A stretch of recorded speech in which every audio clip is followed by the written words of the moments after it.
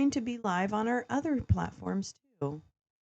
So we might be live on TikTok, maybe. We might be live on Twitch. Twitch may finally, like Dr. Frankenstein, have risen from the grave, if you will.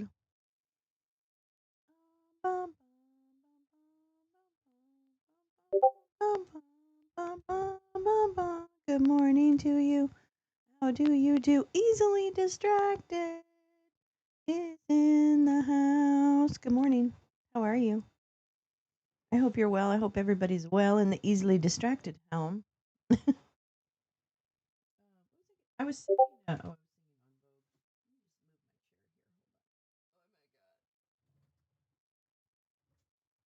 that she wants is another baby.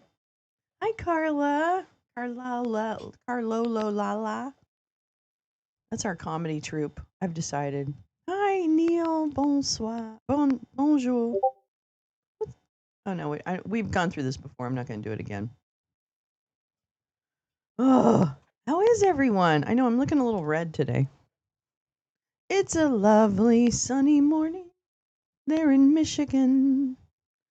It's a lovely sunny morning in Michigan. I really need to get to Michigan. I can't stop about it. I can't stop thinking about it.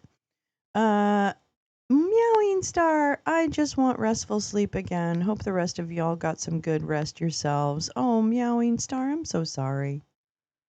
It is not an easy time to be a human, right? Like that's my thing.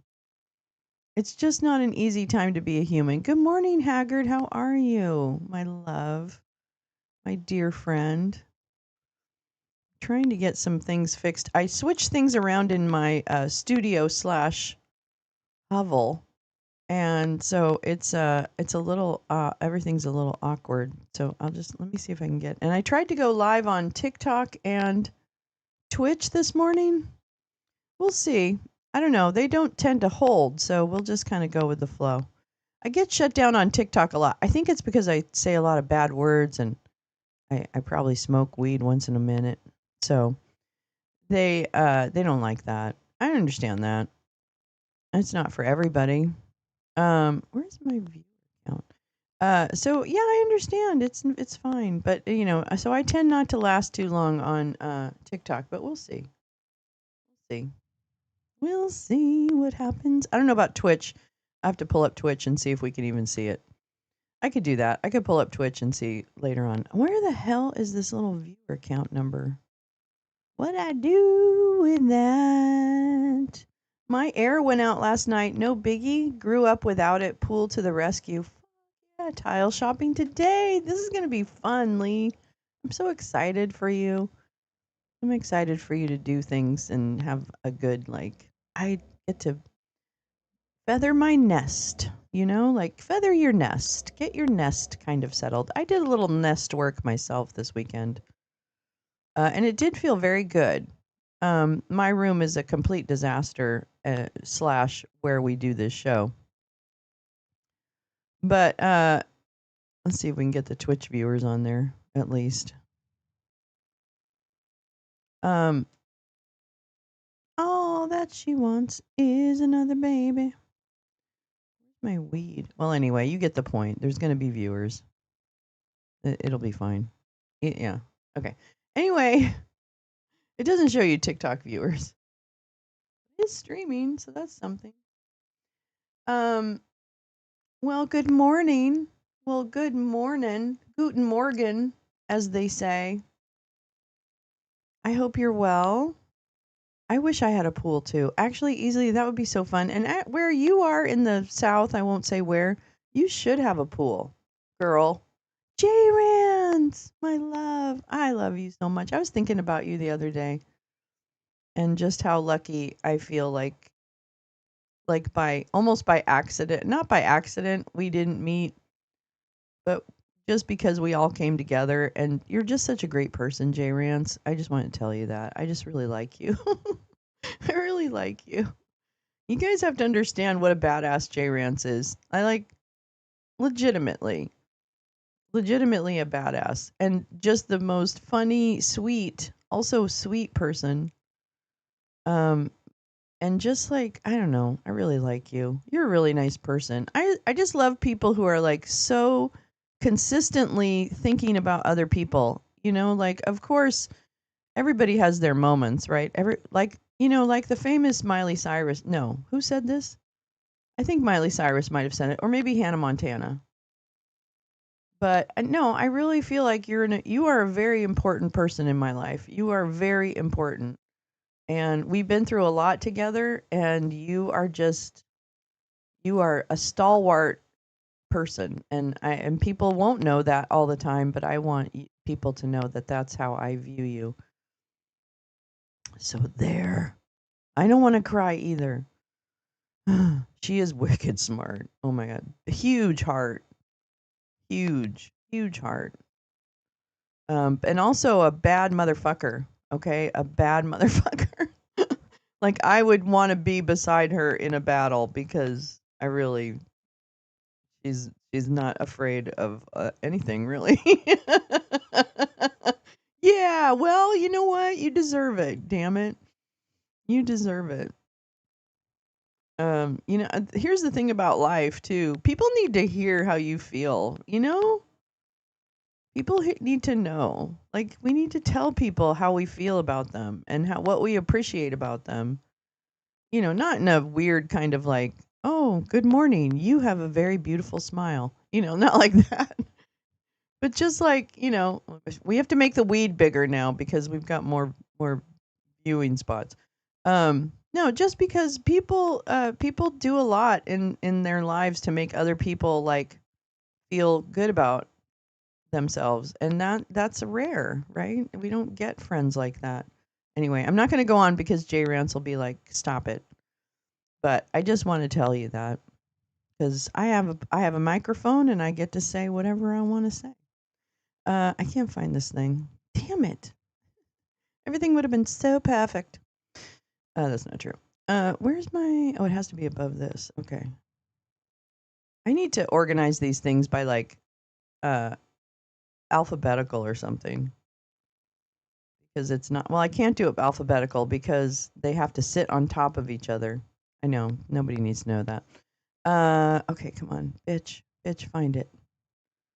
Bitch, ah. All my bitches is wrong. All my bitches is crazy. There it is. There it is. One viewer on Twitch. Thank you to our stalwart Twitch. It's buffering? Oh no. Oh no, oh no. I wonder why. It's buffering? Uh-oh. I wonder why. I wonder if it's because I'm trying to do too much with it. I don't know. Why would it do that though? Yeah, J-Rance can also recite Toto lyrics. Like, oh boy, everybody's lagging. Hold on.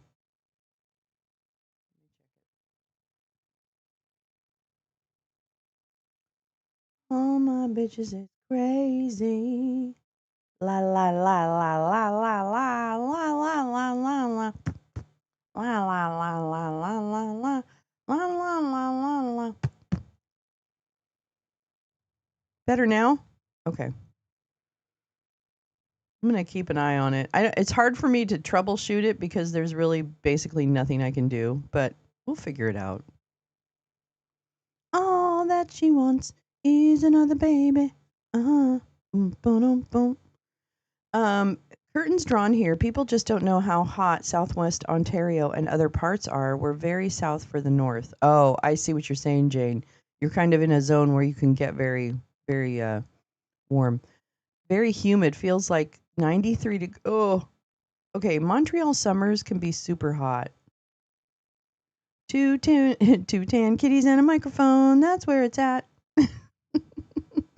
Two orange kitties. I guess they're, well, maybe they are tan. They're not really orange. You know what I'm saying?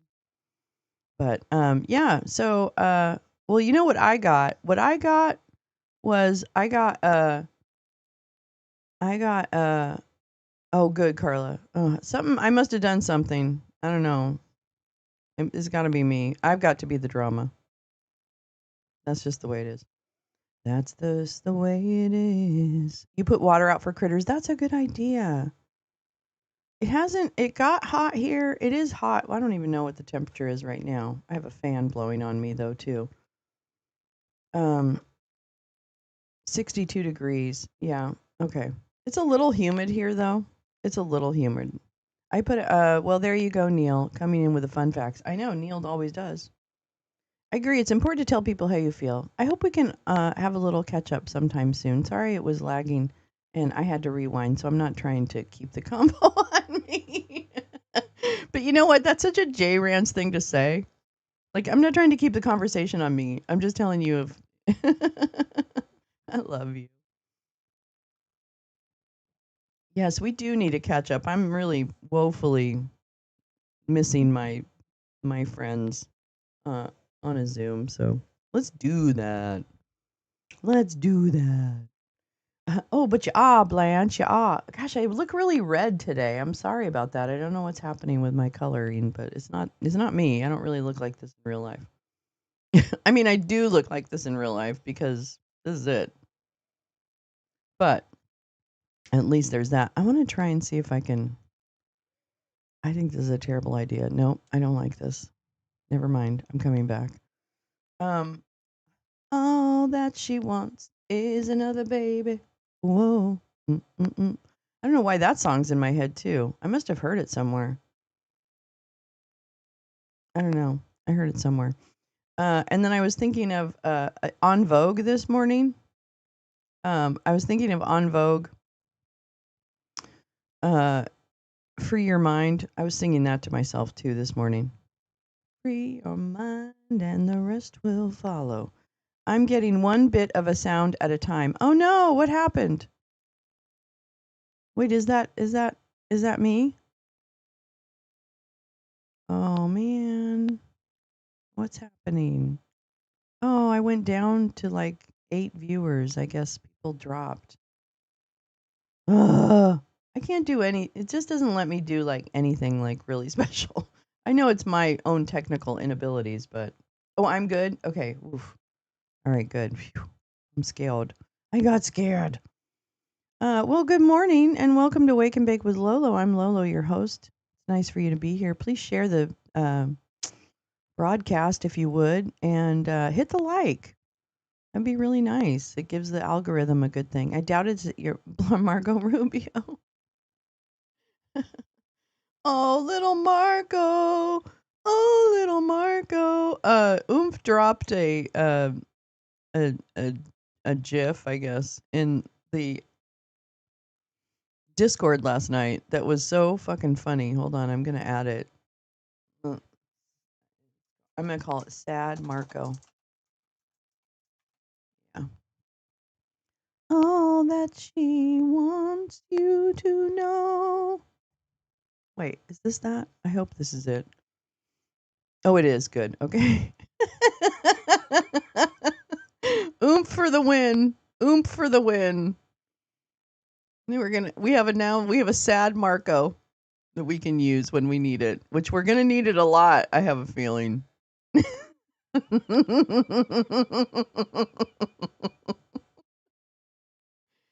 the matter, Marco Rubio? He said, I had a beautiful career as a moderate conservative. I had a career as a moderate conservative. What happened? I think it's worse when you're a moderate conservative. I think it's worse when you then whatever. Yeah, he's going to change his name to Mark. Oh, Josh. I mean, okay, can I just say part of the immigration raids, and I'm not trying to draw the fact that, you know, that there's a connection, but does it not bother Marco Rubio, who comes from really proud Cuban heritage, like very proud, work to be in a part of this country, etc. Does it not bother him in the least that many Cuban Americans, I like to call them because they're here in America. Does he not think that like the fact that they're taking Cuban Americans as well as part of these immigration sweeps that he's authorized? Good morning, Scott. Good morning, Josh. Who else have I missed? Teresa, good morning, darling. How are you? You amazing woman. Yeah, he's a complete sellout because he knew he'd never be president, and he thinks that this is going to get him the presidency someday. I don't know. I don't know what day he thinks that's going to be, but has he met JD Vance? I mean, come on now.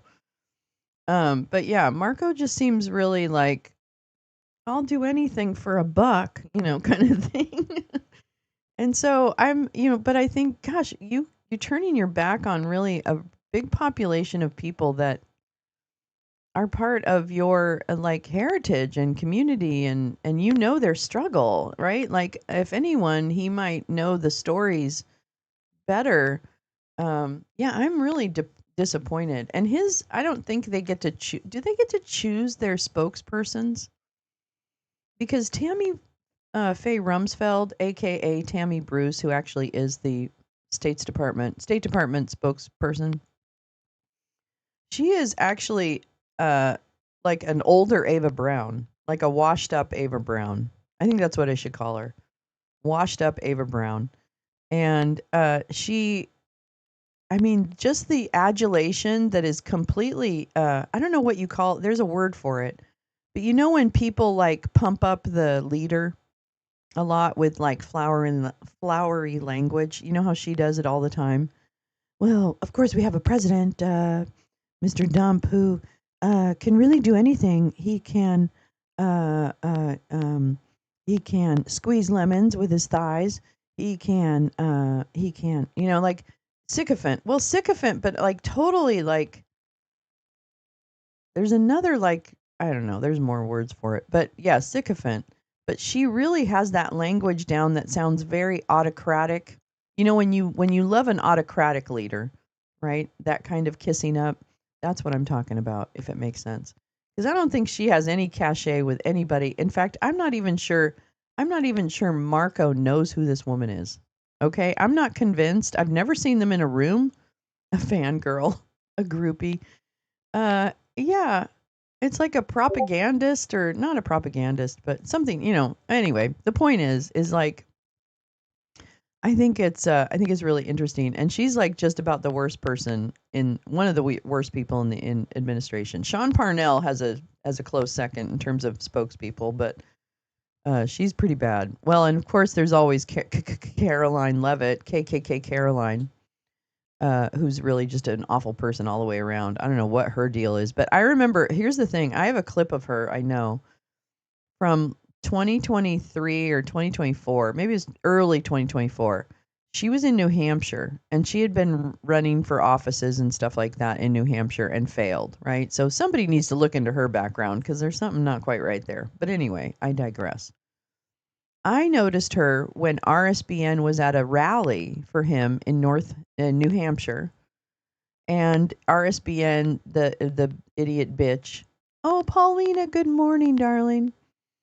Um, uh, oh yeah. Whichever RSBN bitch was holding the microphone at that point, I can't remember which one it was. Interviewed her at the rally, and they were like blown away by how I'll use the word eloquent, but that's not the word I'm really searching for. But of course, she was Caroline, right? She's exactly the way she is now, but she was just an attendee at this uh, whatever New Hampshire rally. And I'm going to tell you right now, she blew them away. They were like, "Oh my God, you speak so beautifully," or whatever it is they say to people. "Oh my God, you're so right. You're so this. You're so that." And I wonder if that's the event where she got noticed by the Dump campaign as someone. I don't know what else the connections would be. She has like a very much older husband, which I don't care about that. You can fuck whatever you want. I don't give a shit. But she has this really oddly older husband who is kind of sus. And frankly, there's something about Caroline Levitt that we need to look into much more. And I feel like people have looked into her, but there's something we're missing. There is something we're missing. My cat's There's something we're missing. Did you see the clip where she said America is the best country second to Israel? I wouldn't be shocked. I didn't see that because I try not to watch her actually that much. But I would not be shocked by that in the least. I wouldn't. Terrible, terrible person. Yeah, she's like one of the worst. And I think this kind of craven ass kissing kind of thing, I think it's going to blow up on them. I don't know how and I don't know when, but I do think it's going to blow up in their face that they're so sycophantic to this man. I really do. Yeah, she doesn't has a soul, but it's determined to make as much money possible and kind of like ruin people. She's definitely an opportunist. I mean, she ran for office, raised a bunch of money, and then didn't win because she's an idiot. And if you've ever been in New Hampshire, it's one of my favorite states. First of all, I love New Hampshire. New Hampshire Indians, they don't take any bullshit. That's the live free or die state, okay? So, yes, they might think she's whatever, attractive and etc. But I have a feeling they wouldn't vote for that. So, apparently they didn't. But that's the land of I think Gene Shaheen, right? Think practical. Think guns. They love their hunting guns. That's true. So they're that kind of it's kind of Maine light. I think of it as Maine light. Cuz I lived in Maine too, so I have experience living in Maine for many years actually. So anyway, I'm sorry, I digress. Good morning everyone. How are you? How are you? Oh my god. I hope you're good. I hope you're good. I hope you're good. Let me see what I've got here because I've got stuff. I got stuff this morning. I got some really good articles for us to read. Oh, a friend who worked in Secret Service recommended her to Kayleigh McEnany. Oh, so she blew a Secret Service guy at the New Hampshire event? Is that what you're telling me, Carla? She's racist. Did you see that video? She wanted, yes. Yes, I did see that. I didn't pay too much attention, but I do remember. Now I recall hearing that she wanted someone out of her picture. And he just happened to be an officer who was black. Now, why do you think Caroline would want that? All that she wants is another baby.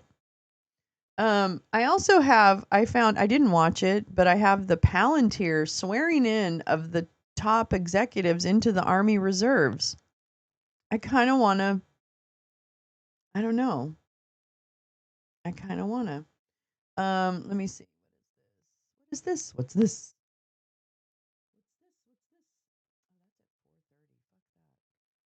Can't watch that. Oh yeah, this is well that happened 4 days ago. Well, actually, I think that's probably still stop. Stop. Stop.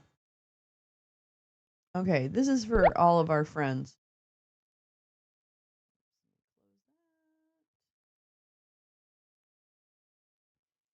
I love you, you love me. We're a happy family. Oh, here we go. Mama, mama, mama. Happy Monday. Oh, gee, how you doing? Gee, how are you? Happy Monday. It's Monday. Remember when that Matt Gaetz video doing the Congo? It was after a party, like she got recommended. Really? A little servicing in secret. Yeah, no, Caroline. I remember Caroline Levitt at the fucking New Hampshire rally, and she was just an attendee, and everyone was like, "Oh my god, you know how to talk! Oh my god, you know how to talk! Oh my god!" That's really what it was. And so, the fact that she's now the spokesperson, I actually think is kind of comical. And frankly, she's going to survive, so we're not going to have to put up with a lot of different. So now we just get to shit on her. So that's fine. As long as I only have one person to shit on, that actually is quite helpful. Thank you very much. All right, so this was fun. Not. And I was talking to my family yesterday because we have a family call every week. So I was talking to my brothers and sisters, and they were like, oh, what were they saying about this? Oh, because we were talking about network states. We were talking about network states on the family call yesterday. Who brought it up, Lolo? You. Because I told them about the Alameda project that we've been following, Frontier Valley. And then I talked about Texas and the fact that Elon has a town in Texas. Yeah, as one does. As one does, slipping things into the conversation. What are you having for dinner? Oh, and did you know that Palantir has all of our data? Thank you. Did you know that Peter Thiel is actually a very evil genius? Thank you. He's not a genius. He's just evil. Anyway, we were talking about Texas, and then my brother was like, "Didn't something just blow up there?" And I'm like, "Well, you know what? Yes, you're right, my brother, my beautiful brother." And so then this story came up. Perhaps I should travel to Elon's town. I wonder what the possibilities are of that. Well, be careful because he's blowing things up, G. Carla, stop the teal. Oh my God, we need to do that. We need to do that. That's yeah. Oh, I'm sure it all helped, Hag. I'm sure it all helped. Stop the teal. Okay. Well, anyway, this is just 25 seconds, but here we go. Elon in action. Right. Take a look at this. A fiery explosion during a SpaceX test in Texas. The Starship rocket from Elon Musk's space tech company burst into a huge fireball, filling the night sky with smoke just minutes before a planned test. Now, SpaceX says the Starship experienced a, quote, major anomaly. I think it's an insurance Good news, no one was injured. That's my thing. A few weeks ago, another uncrewed SpaceX rocket exploded over the Indian Ocean. Okay, they're going to be crewed one of these days, all right? Oh, don't play anything. Thousands of Aussies stranded. Oh my God, I didn't even realize that. Let's turn our attention to. Okay, well, actually, we can't right now. We can't come to that right now, sir, because we have a very busy morning, but thank you. Thank you for playing our game. Oh, all right, take a look at this. Oh my God. Listen, everybody calm down. Crazy thought. Elon's rockets blow up on purpose so one can accidentally explode somewhere. Oh, that's a good point. I think he's just an idiot, and he probably takes shortcuts. That's what I think. And he's doing the move fast and break things, which is actually a dumb strategy. Now, it might have gotten them a lot of angel investing and money from Sand Hill Road. Don't get me wrong. Bye, G. Have a wonderful day, girl. Hang in there. Love you. Keep up the good work. OG Abbott has some great videos, some great AI videos of Donald Trump and this administration. So I'll drop your, I hesitate to drop your channel only because, gee, we have very specific content. But I also will make sure to share, I will make sure to share it so that people can see the videos that you're creating because they're pretty funny. They're very good. And I can't imagine how much it must take to get the prompts to get them to give you what you get. I mean, you get some really good AI expressions of what you're trying to say. So good job on that. That's not easy, I know. But have a great day. Yes, I do. So this morning we have, oh my gosh, we have a lot. I can't even tell you. It's a lot. And I hope you're going to enjoy it. Because, on Mondays we wear pink. No, on Mondays we don't have a lot of hearings to watch. Mama.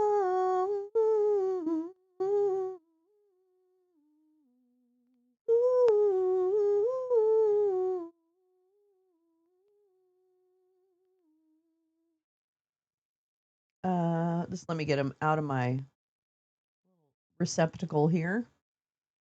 And I'll put them up on the screen, and then we'll do them. Max Flower! I put Substack PSD from Lev Parnas on the disco. I think I might have that pulled up. Hold on, let me just see, because I thought I remember seeing that.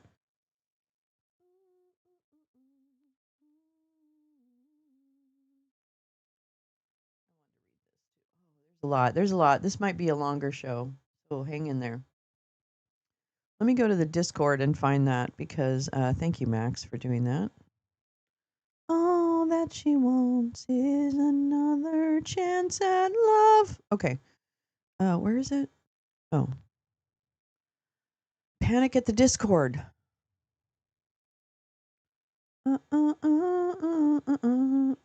Oh, I don't. You know what? I have not seen this one. Okay. We'll start here because we've got a lot of stuff. Thank you for that, Max Flower. Amazing. Gal, good morning, Gal. Good morning, butterflies. Good morning. Busy hands this morning. Okay, well, we'll be your background. No problem. Honored to be a background. Always. Always. Well, let's start with the Lev Parnas thing. Great idea. Good morning, darling.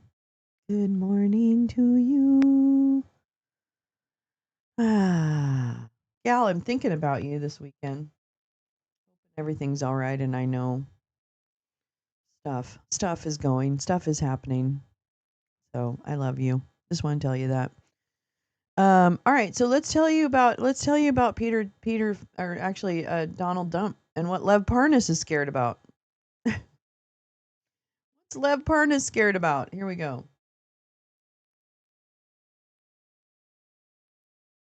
All right. While the media chases Trump's distractions, here's the story they're not telling you. This is Lev Parnas' Substack from yesterday. Folks, I haven't slept in 2 days.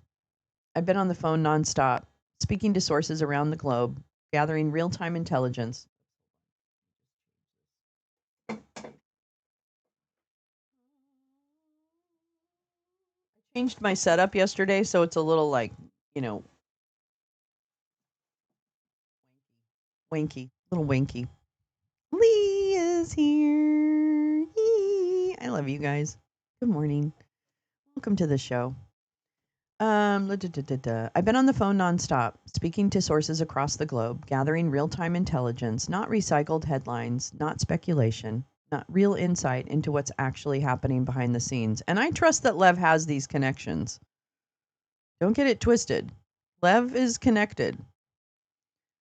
I can feel your by the way, G said, "Can you feel my excitement?" I missed that comment. Yes, G. It's palpable. Is it Monday? Fuck. Okay.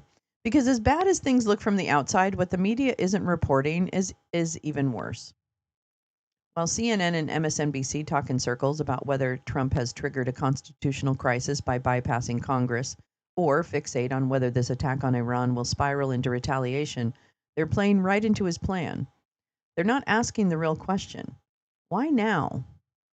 They're not talking about how this was always about oil, power, and control, about how this strike, this so-called surgical obliteration of Iran's nuclear facilities, wasn't some last-minute military move, but a long orchestrated step in a deal coordinated directly with Vladimir Putin. And I told you this was coming weeks ago, loud and clear. Trump wanted to hit Iran. The only thing holding him back? Putin's green light. That green light's now been given, and look what's already unfolding. Here's what they're not reporting. Iran's top delegation is heading to Moscow. Oil prices are about to spike, and guess who benefits? Russia. More money for Putin's war machine. Zelensky just dropped a bombshell. Putin isn't stopping at Donbass. He has intelligence suggesting escalation into the Baltics, Poland, and beyond. And back here in America, Trump is using this chaos as cover.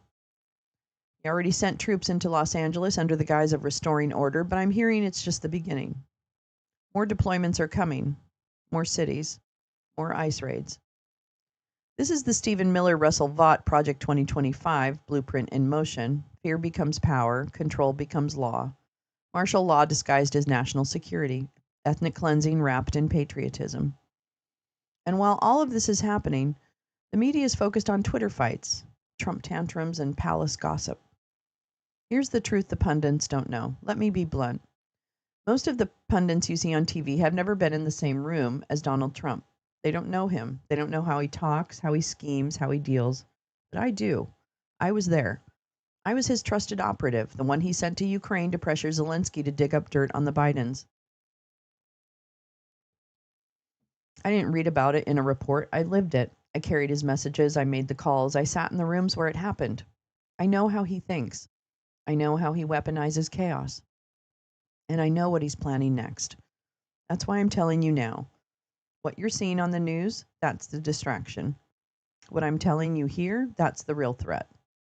You've heard me say it before. In moments like this, what matters most isn't just what's being reported. It's who's talking and who's not. This is a good one because I called this a few weeks ago. Remember? I'm like, what's the donor saying about what everything Trump is doing? What are the donors saying? What are the donors saying? Because you notice Peter Thiel is very quiet, et cetera, et cetera, et cetera. Right? Hi, Lee. Bopping in and out, getting organized for today's errands. I'm so excited for you, Lee. I hope it's so much fun to, get your house in order. I just love that. It's a perfect, beginning of summer kind of activity. I know. I love it. Although I guess it's summer now, huh? We're just in summer. Yes, he definitely knows how he smells. We should ask him next time, Josh.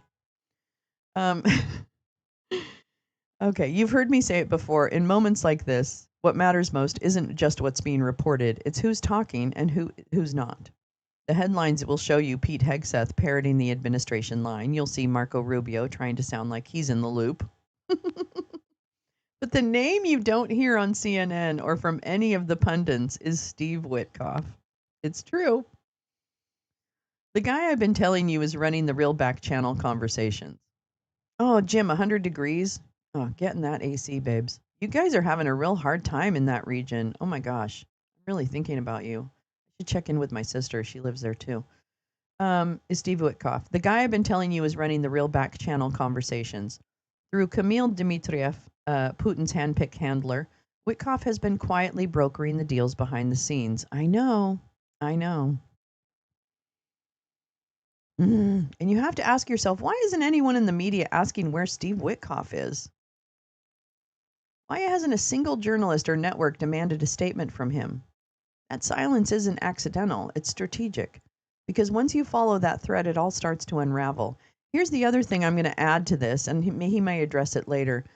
Steve Witkoff, he was officially the envoy to the Middle East, right? He's not actually the envoy to the Russia-Ukraine conflict. He's just helping Keith Kellogg, who is about to rapture. Keith Kellogg is about to Kissinger. He's real close. So, and so the thing about Steve Witkoff that we have to remember, and I won't let go of until someone tells me why I should let go of it, is that Steve Witkoff, hi Carrie, hi darling. Steve Witkoff has been using his private plane to fly to Moscow to have booty pop conversations with whoever, right? And I don't know if he was in the Lukashenko meetings. It looked like they just put Keith Kellogg, they propped him up, gave him some, methamphetamines and set him off for those meetings. Which is another thing that I dropped on social media about this whole Lukashenko prisoner exchange. Like, what the fuck's going on there? But anyway, we'll get to that. But I just want to say, Witkoff's plane has been sitting in Moscow airports more than once. What do you think happens to a private plane that gets put in a hangar in Moscow? What do you think happens to that plane? Do you think the Russians are stupid? I was a student in 1984 in Moscow. And I'm going to tell you, even then, I knew everything was bugged. It didn't matter who you were, even if we were students at a college, dumb shit students. Everything was bugged. You were followed. You had to check in. And now, of course, that was Soviet Russia, so it's a little different now. But it's not that much different. There's a lot. I went back in 1998 to Moscow. And it wasn't terribly, there was still a lot of surveillance in the community, in your day-to-day life. So, because I visited friends who work for Gazprom, actually. This guy worked for Gazprom. So I stayed with friends when I was in Moscow in 1998.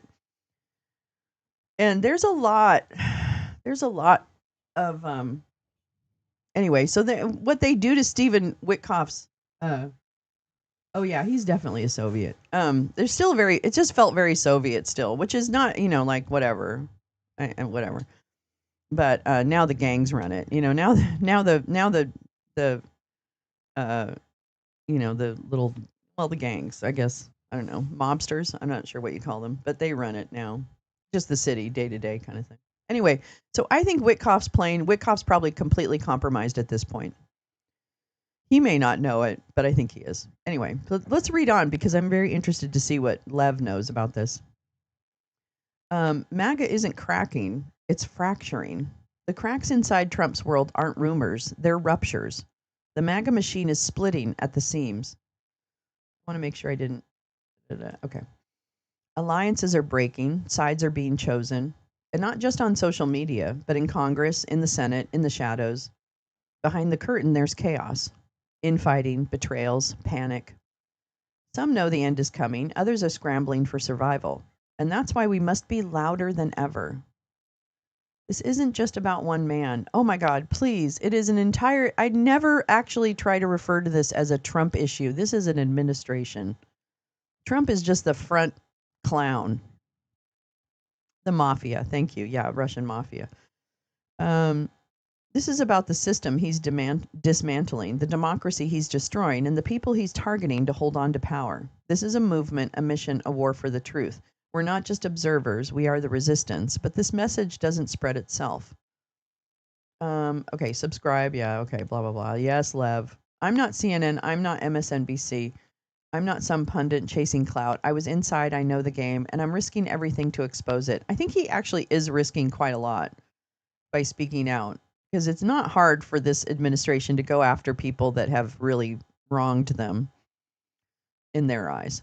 Because if we don't tell this story, no one will. And if we stay silent now, we may not get another chance. Stay with me, stay loud, stay fearless. A lot more is coming. I'll be here to break it down. Okay. Well, that's Lev, and I'll lead that. I totally understand what he's saying. Like this is a completely. Oh yeah. There's all this kind of chaos within the cities it really achieves a few goals, right? It achieves hi peace love. It achieves the goal of really creating chaos, especially in cities run in democratic states, right? And that it accomplishes the goal of wreaking havoc on immigrant communities, right? So that's achieved, and it distracts from these things like Iran, like whatever we're doing with a few other things. I mean, a lot is happening, and I think that's the point. They were so smart. I've got to give it to the insurrectionists because they were really smart about how to do this, if you think about it. This was exactly what we all really saw coming. We didn't know how bad it would be. But this is really the plan is flood the zone. I mean, this is a Steve Bannon kind of thing. As far as I could tell, the one sentence that wasn't self-promotion said no one in media asks about Witkoff by design. I know, and I was hoping him to tell me more. It does set up and that's what my eye is on, Gal. My eye is on the midterms and whether or not we're going to be having midterms. All that she is and will ever be. All that she. That's not it. All that it ever was. La la la la la. Yeah. This is something I wanted to read. When was it? Oh, this is 2021, but I really wanted to read this about Lukashenko because I was like, what's all this prisoner exchange happening? What's all this? So every person his ass is in on it? No, I don't think so. I think they're just ignoring. I think my interpretation is he said they're ignoring the Steve Witkoff piece, which is fine, except for I kind of expected him to go into a little more about Steve Witkoff, but that's okay. Ice cream, whoop whoop. Hey, if you guys are in a hot area, please take care of yourselves. I know you don't need a mother, but here I am, the mother you didn't need. all that she wanted to be and never was. Great. It's great, it's great, it's great, it's great, it's great, it's great. He said it, ignoring it by design. Yeah, he did say that. I mean, I'm not his interpreter, so interpret it however you want. You need a mommy? I'll be your mommy, Carla. Oh, mama. Um, all that she wants is another baby. I don't know why I keep singing that. Oh, I know why, because the video came up on my fuck. I was doing the thing and the video came up. That's why. The music video. And I clicked on it. Unfortunately, I clicked on it. All right, let me see what this is all about. What's this nonsense? Oh my God, I hate this website. Everyone, keep oil prices down. I'm watching. Okay, so here's this is very interesting. Oh my gosh. This is very interesting. Okay. This is the Lincoln Project. Someone's panicking. This was this morning at 6:35 his local time. Yeah, please drink lots of water. Eat some ice cream. Yum yum. Oh, freeze your grapes and your tangerines. Put them in the freezer. Just bring them home, rinse them off, throw them in the freezer.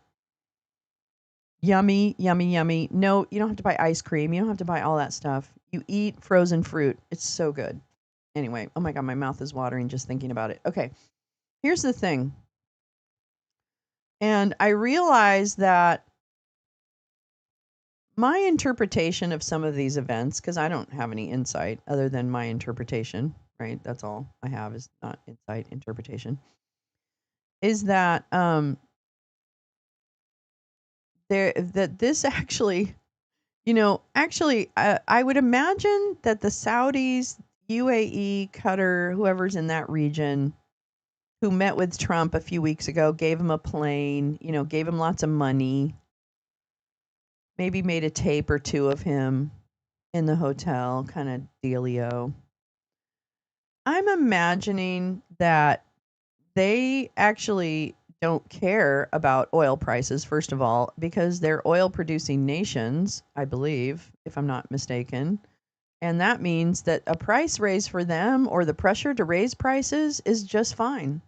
Because crude, if you remember a few weeks ago, we look at commodity prices here at Lolo's Lounge, believe it or not, between joints. And crude was down. And I think it was Max who brought up the fact that at a certain point, at a certain price point for crude oil, it is not profitable to drill. Right? Are you with me?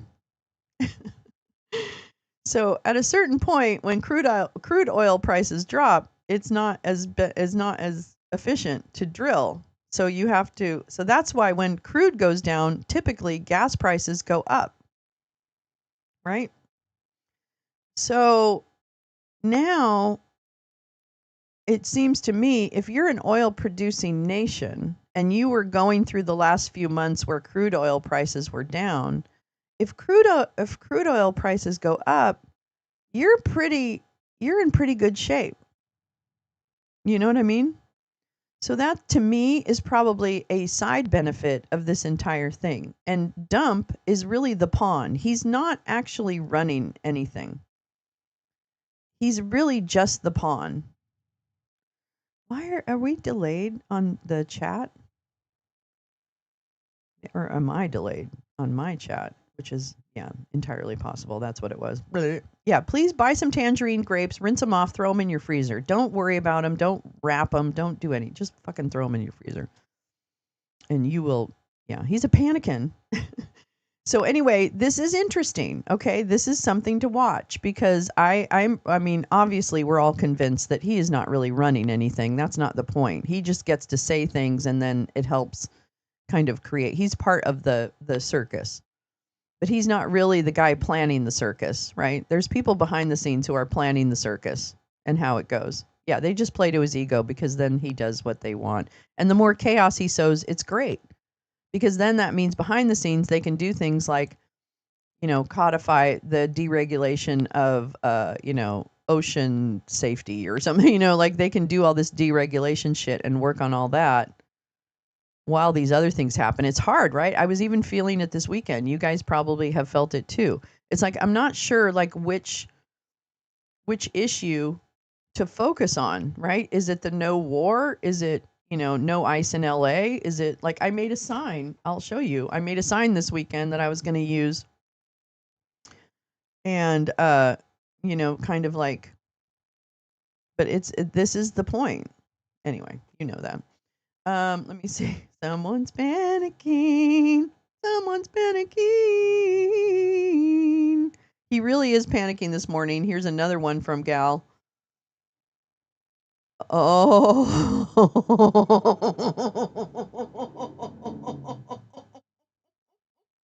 This is from his own team. Rapid Response 47 is a White House. It's probably Dan Scavino, I think. Everything is Dan Scavino. That's what I'm pretty convinced. He's got, like, all he does all day is, like, got 3 alts and all this crap. Anyway, so to the Department of Energy, drill, baby, drill. And I mean now. Oh, he is really panicking. He is really panicking. And see, and as you know, as the people who watch this show know, of course, the reason he's panicking is he doesn't want to go to prison. Because let me tell you this, he still thinks this. He knows that if he is not president, he's going to prison. So this is it, baby. This is the mother of all endings for him.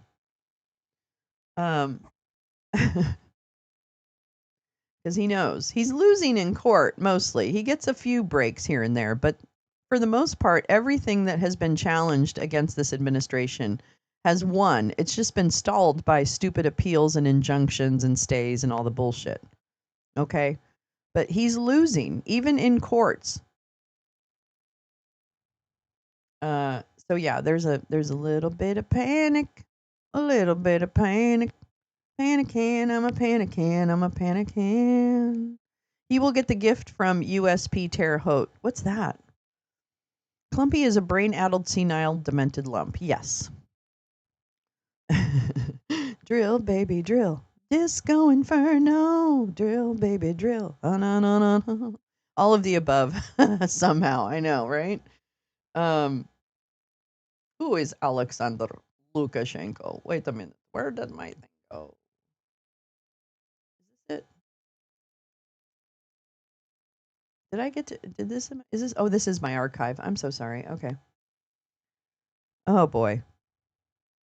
Oh boy, oh boy. Oh, I should probably check the headlines. Hold on. Let me just get my act together. Oh, that she wants another baby. And I am going to make this announcement as much as I can. I'm leaving Twitter on July 4th. As of July 4th, there will be no Lolo on Twitter. Which I'm only sad about because of all the stuff that I've posted and things like that. I'm not sad because I won't have that. And yes, I lose about 3,000 followers on that, but I'm also, like we can't stay there. I know it's hard. We just can't stay there. Okay? We cannot stay on Twitter. So, I am choosing July 4th as my Independence Day from disinformation. And I'm leaving Twitter. I won't be posting. I won't be doing spaces. I won't do any of that. We'll figure out another way. I don't know why Blue Sky. I don't know why Blue Sky doesn't give Lolo a chance to use their little space thing. Damn it. Crispy Gnome wrote an op-ed, from her hospital bed? Isn't she dead? Isn't she dead yet? Fred Wellman, sorry. Oh, Chris Justice, we love Chris. Oh my God, I just got alert from WAPO that Crispy Gnome wrote an op-ed. Well, it deserves an alert. It deserves an alert. Yeah. Do you want America to be at war with Iran? No, 85. Yes, 5%. Listen, this was a unilateral attack on a country that they were actively in negotiation with for a peace deal. Only despots bomb a country that they're in negotiations with. Sorry. So get ready, war crime court. You're going to be real busy. Okay, we're going to have to start watching the ICC, which means we might have some middle of the night lounges because they do shit in the middle of the night here. So we're going to need that. Posting to Cord also. Wait. Period. Oh, here, Max Flower does have a great trick for us, though. You can still monitor post on Shitter with Xcancel. It's xcancel.com. Xcancel.com. Maybe I'll pull it up so that you can see what it looks like. Oh, I'm sorry. I didn't even show you. I'm not even showing you the thing that Gal sent. Hold on. X.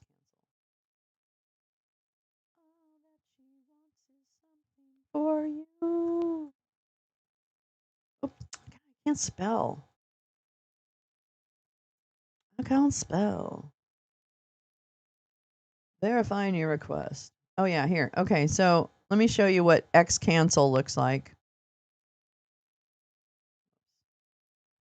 This is what Xcancel, the shadow X, shadow Twitter.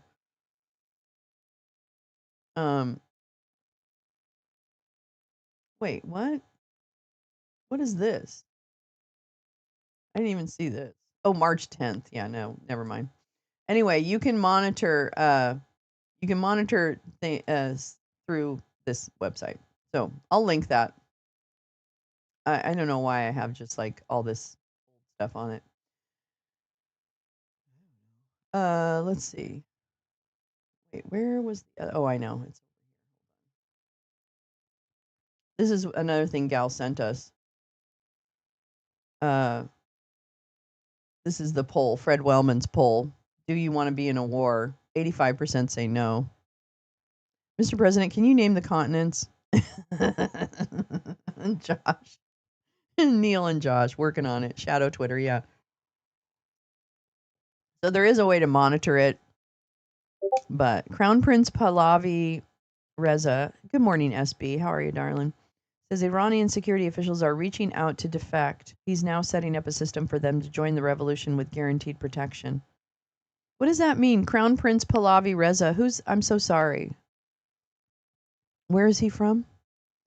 Iranian security officials are starting to reach out to defect. Oh my gosh. Wait a minute. So what? Okay.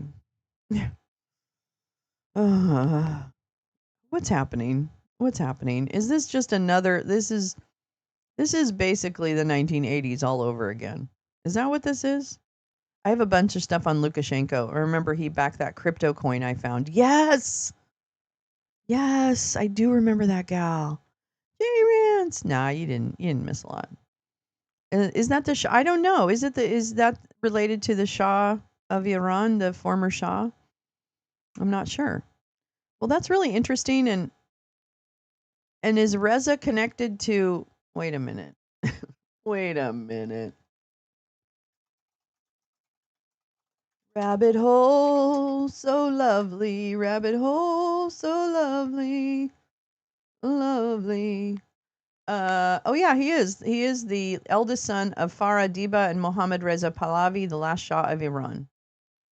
Pahlavi has been called the poster boy of the democracy movement in Iran.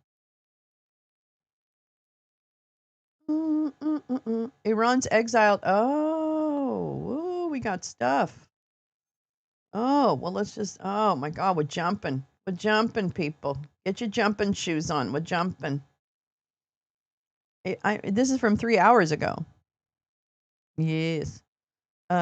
Sharif don't like it. It just seems like one. I don't know. Whatever. I'm. It's not. I don't understand all of the stuff going on. An organic fresh coin. Iran's exit. This is from Politico today. Iran's exiled crown prince says he's ready to take over from Khamenei.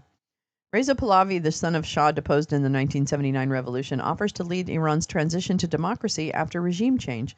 Well, who's your friends?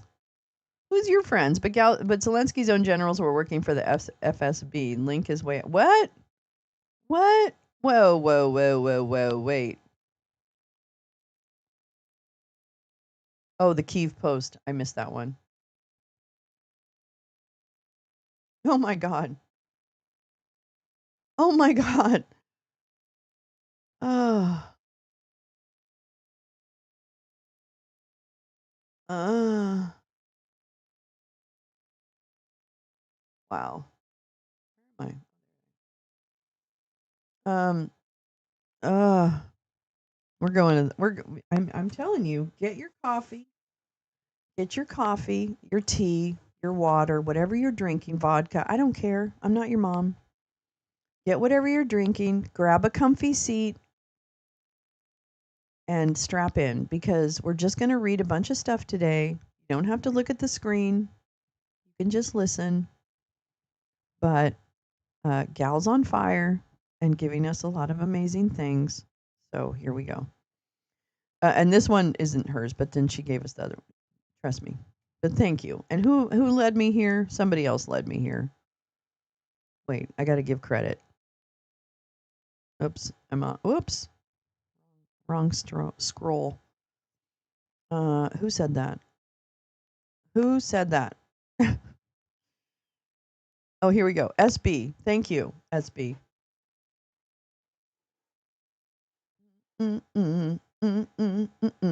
SB did that. Okay, thank you, SB.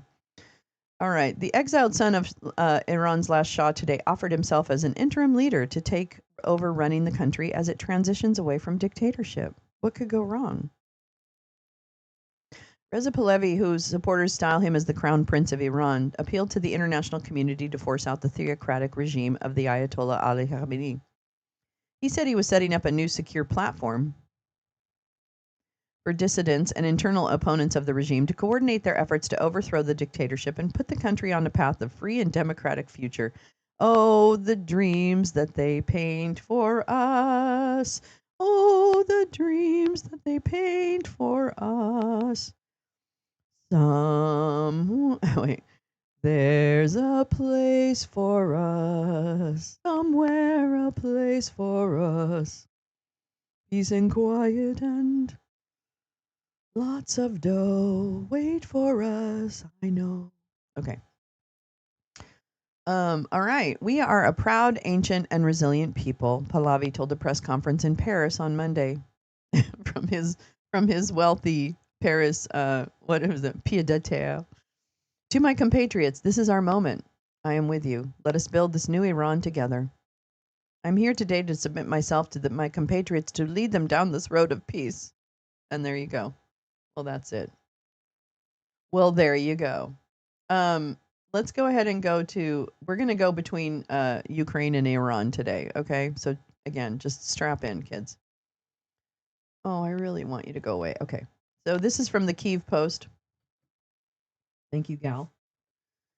Meant to protect him, Ukrainian colonels plotted to kill Zelensky for Russia's SBU chief. Two Ukrainian security colonels tasked with protecting Zelensky were secretly working for Russia's FSB and plotting his assassination. Yeah, nothing says hope for democratic movement like Crown Prince. But what's on his TikTok? That's what I want to know. All right. Wow. Okay. Oh my God! Stop with the pop-ups. Two colonels from Ukraine's State Guard Department, UDO, whose duty was to protect the country's top officials, were working for Russia's FSB and plotting to assassinate President Volodymyr Zelensky, said Vasyl Malyuk, the head of Ukraine's security service, SBU, in a conversation with journalists, Kyiv Post reports. Quote, last year we carried out a major operation. One of those detained was the head of the department within the UDO, someone whose role is to protect this country's leadership. Alongside him, another colonel was arrested. Both were working for Russia's FSB, specifically its Fifth Service, Malyuk said. According to the SBU chief, the plan was to identify and recruit individuals to assassinate Zelensky at the president's office in Kyiv. This was an extremely complex operation on our part.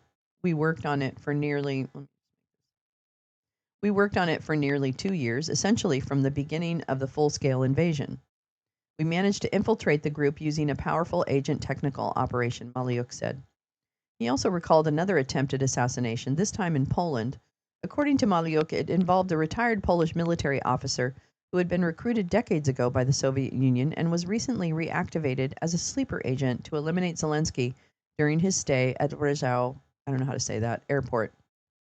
Forgive me, my Polish friends. The task was to physically eliminate President Zelensky at Rzeszów airport. Several options were considered, including an FPV drone and a sniper rifle, he said. Maliuk added that Russian intelligence services had also been gathering and transmitting information and were preparing assassination attempts against the head of Ukraine's military intelligence, Kirilo Budanov, as well as against Maliuk himself. Earlier, the SBU officially reported the arrest of two of the UDO colonels who were part of a spy network run by FSB's Fifth Service and were plotting to kill the president. Oops. This is a very dangerous time in this world, isn't it? Very dangerous. Well, let's stay in the region a little bit. We'll talk about Lukashenko, little Lukashenko, Luki.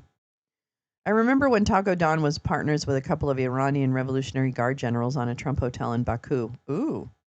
Well, I wouldn't be shocked. I mean, come on. Somebody has got a burn going on a pile. Oh, upwind. Oh no, that's terrible. But all right, who is Alexander Lukashenko? A closer look at the dictator who has maintained an iron grip on Belarus for over 2 decades. Let's see. Lukashenko has ruled the Eastern European country of Belarus for over 26 years. In 2020, he rigged an election and declared that he won 80% of the vote, naming himself president for a 6th term. This week, he grounded a passenger plane. This was a couple of years ago. Remember, he grounded a passenger plane to detain journalist Roman Protasevich. And I don't know if he ever let that guy go. Did we? I guess we can find out as part of this. A dramatic series of events involving a Ryanair, which is an Irish airline, passenger jet being diverted and forced to land in Minsk, prompted an international outcry after it was revealed that the bomb threat that grounded the plane was simply a ruse to arrest journalist Roman Protasevich. Protasevich, 26, is the co-founder and editor-in-chief of Nexta, a news channel based in Poland that spreads clips of mass protest against Lukashenko via encrypted messaging app Telegram. He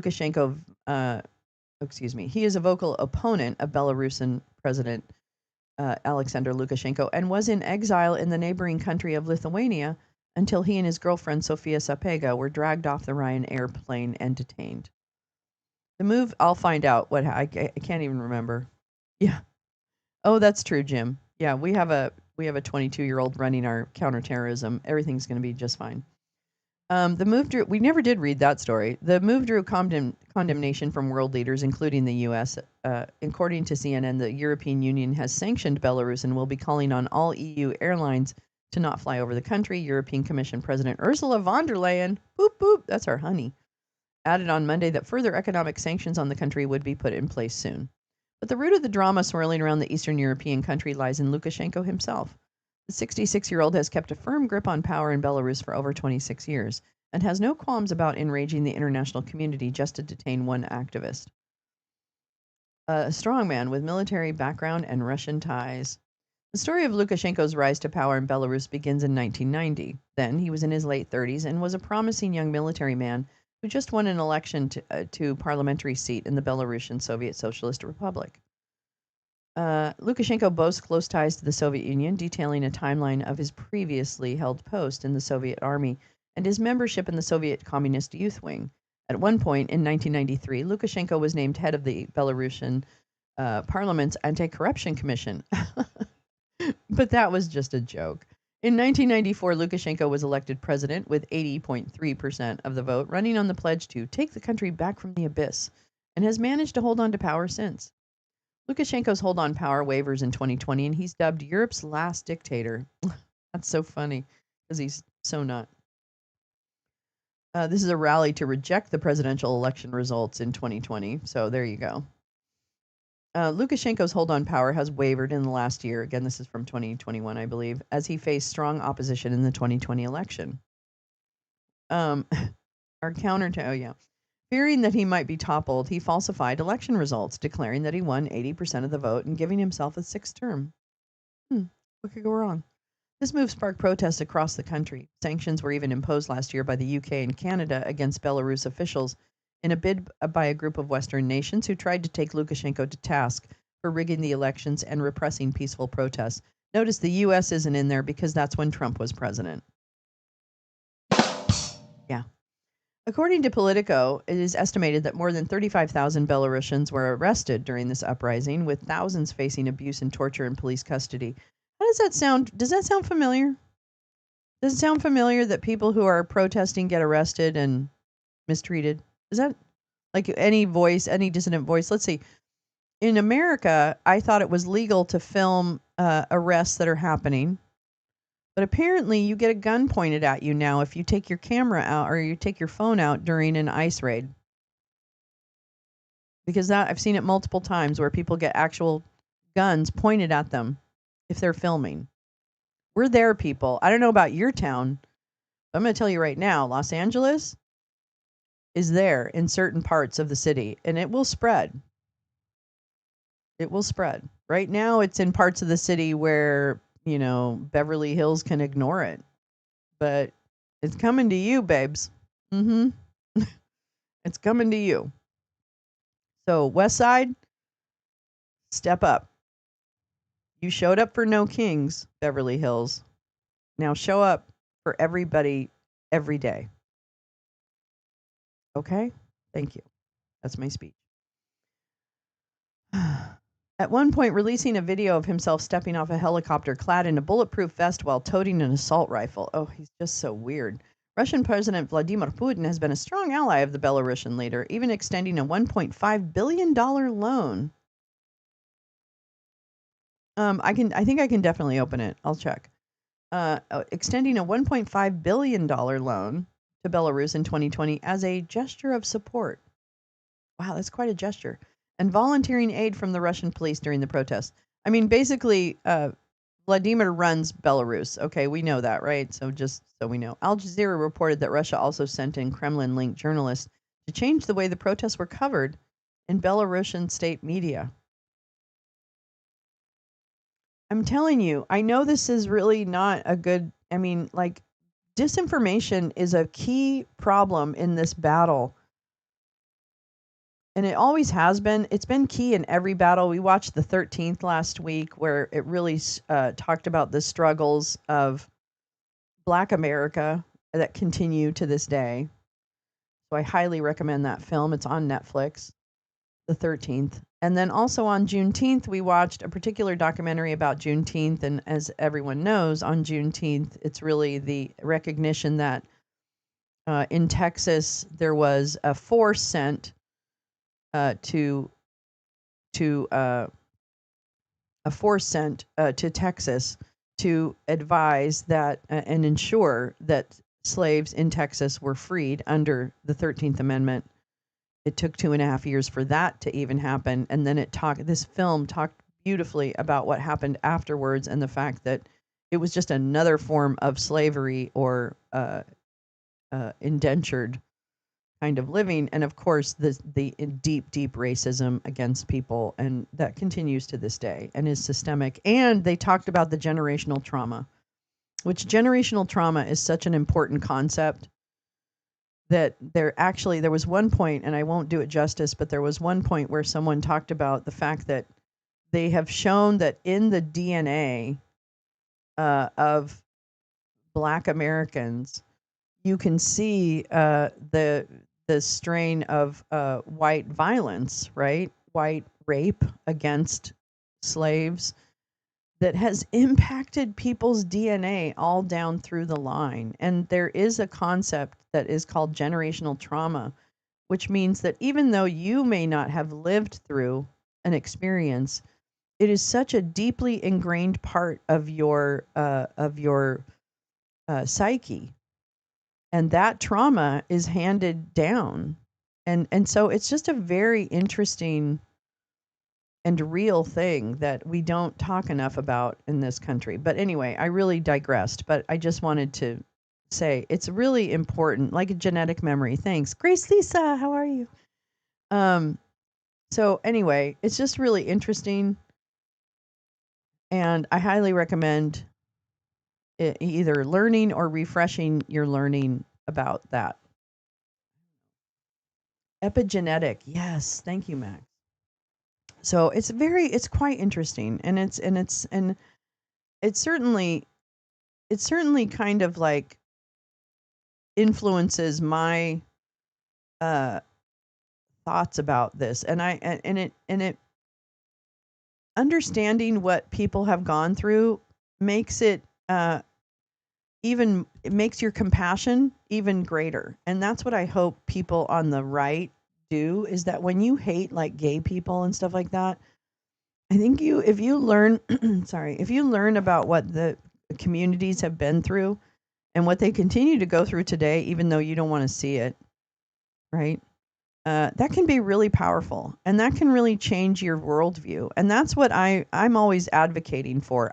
It's not that I hate you if you're MAGA. I hate your MAGA. I don't hate you as a person. I hate your MAGA. And if you changed your opinion about the worldview that, yeah, well, you know what? There is systemic racism in this country, and that's why DEI and other programs are actually really important, because it helps us begin to address some of the injustice that has been perpetrated on especially Black Americans who came primarily over here enslaved. That's ridiculous. So anyway, I'm so sorry. I really digressed, but I just thought that was an important thought. I don't know what it was, but anyway, it was a big off ramp. Let's put it that way. A 2020 report from The Guardian indicated, I'm going to come to that too. I want to hear what Bannon has to say. A 2020 report from The Guardian indicated that then that Lukashenko was cracking under pressure, though he continued to resist calls for him to resign. Some media outlets then dubbed Lukashenko Europe's last dictator, which is so fucking dumb. Please, give me a fucking break. Orban says, hold my beer. Though some argue that while he is a dictator, he will not be the last. Yeah, come on, that's a dumb thing. His handling of the COVID pandemic in Belarus drew widespread criticism and further calls for him to step down, but Lukashenko has maintained his grip.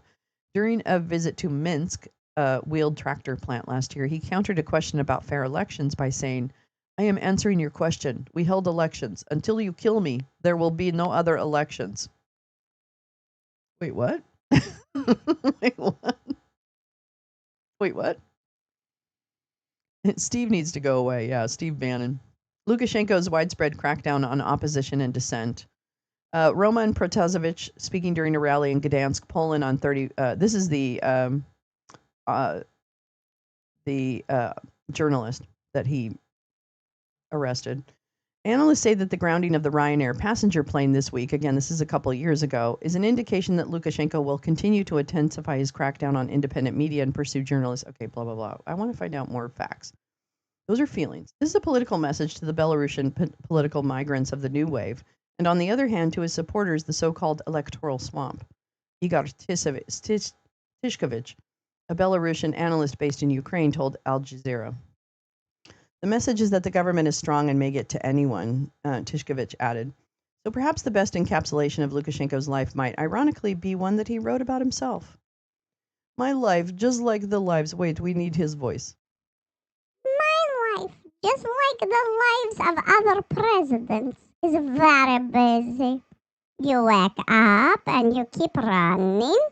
What does it feel like to be on the run for 25 years? I got used to it. Says a quote from Lukashenko that is proudly displayed on his official online biography. That's weird. That's weird. Really weird. I'm surprised his liver still functions. Yeah. It continues. This hamster. Oh, wait. I'm sorry. This hamster wheel keeps spinning, and there's no escaping it. If you stop, it will keep moving and throw you back. This is a mode of life. I'm used to it. That's Lukashenko. That's his voice, really. No, I'm not kidding. All right. Gal has too much for me. I love you so much. Oh, wait, you found the Lukashenko coin? Oh, Steve, you really, your post-prison appearance is getting a little too many Cheetos? I do that too. If I eat too many Cheetos, my face really bloats. So, Steve, I have some advice for you. You might want to follow. I've given up on the Cheetos. I can't eat them anymore. They wouldn't make. Oh, here we go.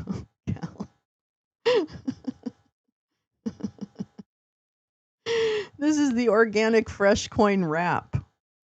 Who did this? Wait, they wouldn't make a song about a crypto coin used to clean stolen money, right? Wrong. They definitely did. Organic fresh kind. That's that. FOFC. Tracking food from the farm to that mouth, just like it should be. Brian Beauty reported on this. Okay, well, we've got to listen to it. My God. Organic fresh coin, that's that OFC. Throwing coins at the stripper shot the Cardi B. Look at me. She just put a couple turkeys on the Birkin purse. She just, okay, right there. She just put a couple turkeys on that Birkin purse. She just down. Nino, you need to take that crown off. Are you trying to do something? OFC. FC. Organic fresh corn. We the business. Cryptocurrency. Just Crypto saying kings. things. Girl. Smoking crip. Blowing crypto. Crip walking in the bank. Them blue hundred bank rolls. Organic fresh coin. That's that OFC. Throwing coins at the stripper shot the Cardi B. Got the crips using crypto. Snoop Dogg smoking Indo. I just used some OFC to buy a brand new Benzo. Them dollars in your pocket, they ain't got no worth. I just blew a couple tokens on her Birkin purse. Blockchain, top game, crypto, no game. Who's this no guy? game, we all clean, stay in your own lane. We sling coin, man. Where are get you word, from? G, cryptocurrency, we taking over What's with the streets, Nazi taking over me. haircut? Check my bank account. All I see is beats and that address. I'ma shoot Who are them C's. you? When I shoot them C's, I'm slide free. Rap, my Oh, yeah, working those lyrics. Crypto, the ish though. All of them shop, no window. Nipples. It's bit though, hit out though, hit light though. We ain't light though. Yeah. Get right, ho. Who is that guy? We talk flight though, or wind though. Who are you? Where are you from? Oh, I'm so happy. Look at this guy. What's this?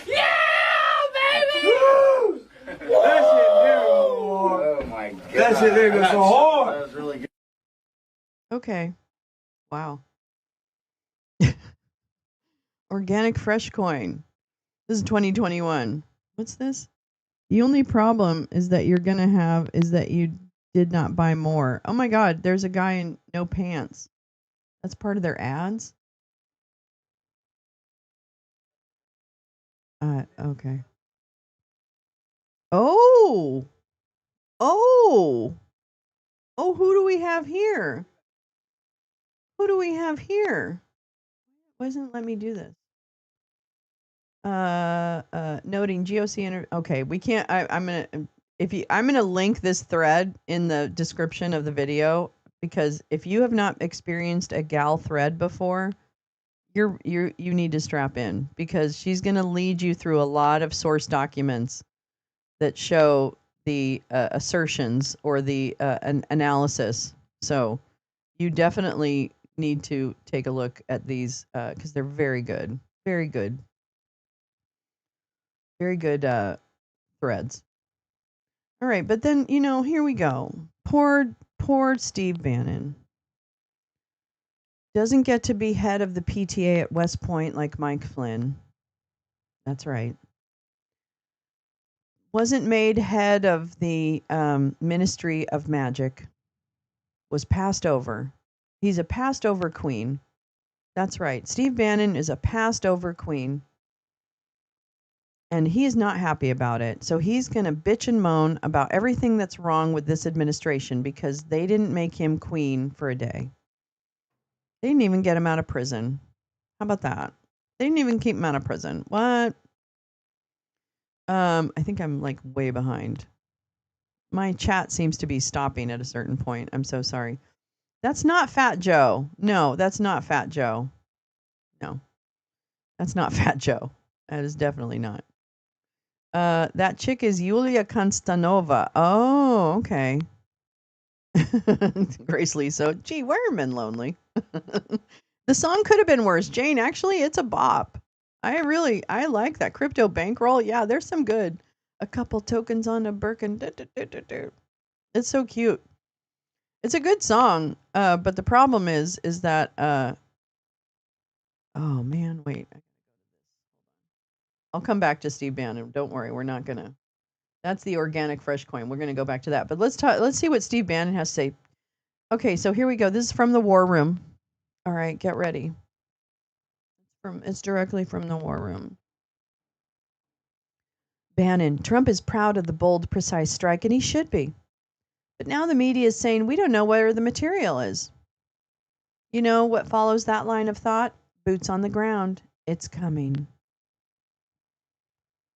Logistics. We need an initial preliminary, subject to change draft assessment of exactly what was accomplished. President Trump is so proud of this, as he should. The precision, logistics, bravery, valor, boldness of the attack itself, unquestioned, right? But exactly what was accomplished. Number two, because you see now, it's all about, hey, we don't know where the material is. You see the New York Times, the Financial Does Times he get of his London, signs the from drumbeat Etsy? on Fox. What is that? What's that going to lead us to, folks?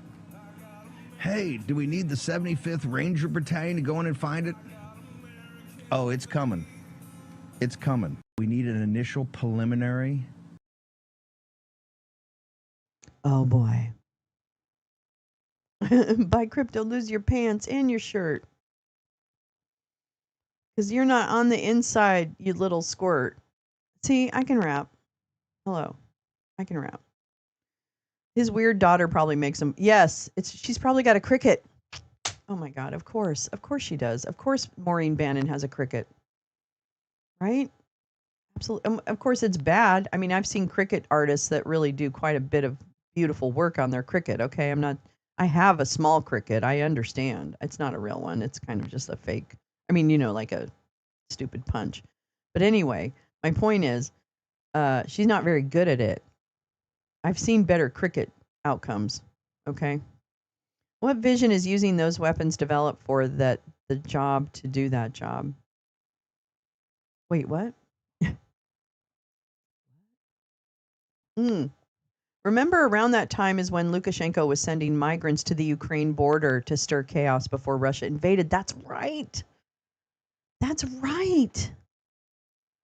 I remember that. Oh my God. This is the problem. There's so many little details that, obviously I know that we know what they're going to do, and it's really kind of like frustrating because there's really not much you can do about it. And certainly bringing it to the forefront doesn't seem to inspire, large journalists and other things to cover it in any great detail. Max says, I remember in 2020 when Belarusians filled the street in protest of his election for months until intense government repression and violent crackdowns. And that's what's coming to us, by the way. It's already much more violent in Los Angeles than I imagined it would be in terms of when you encounter DHS and other. They're very violent and quick to violence, I notice, which leads me to believe there's a lot of 3%ers and other assholes that are involved in those ranks, but we don't know. That's the problem. We don't know. But they're very itchy trigger finger. I'm going to tell you right now, it's the DHS police who are the drama. I don't know what their deal is, but they're fucking out of control. Okay, so we did that. We did that. We did that. Okay, here we go. This is a Craig Unger, one of my other crushes. Oh my God. I love you, Craig. Oh, what is this? Stop. I don't like that. I'm not searching. Stop telling me what to do. Bragging that crypto coin laundered exactly the same amount of money that Keith Ingersoll was indicted for stealing from a real estate investor. Around 12 to 13 million, but Ingersoll pled guilty to it. Oh, wait, I want to do the other thing, the coin thing that you did. Where did I put that? Oh, that was a C-SPAN thing I want to play for you. Okay, these are things I'm going to read to you later. We read that. What did I miss? Well, let's stay with this for a minute, and then we're going to go back over to Iran. So this was another gal post, organic fresh coin backed by the country of Belarus. It's definitely not what you think. See Coin Intel Pro Pod and Bennett Tomlin for more. Orlando Mafia. This is something Gal really.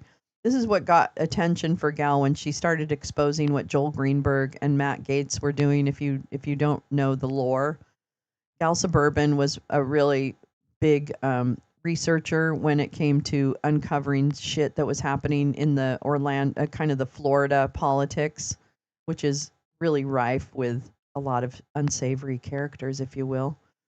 I just saw that Morgulis was involved in that coin, right? Yeah. Yes, exactly. To create a pretext for federal involvement is their purpose to incite. Yeah, and they're doing it. It's working because there's nothing else you can do but try to fight back. You know what I mean? And they know that. They know that. Okay, so this is, what is this? Oh, is this the coin? Even the person working that day who touched your fruit or vegetable. Introducing Organic Fresh Coin. We use revolutionary blockchain technology for the food we eat that will truly change the food industry. OFC is the first cryptocurrency in history that is backed up by the Republic of Belarus and is a legal ICO. This makes our ICO one of the most secured.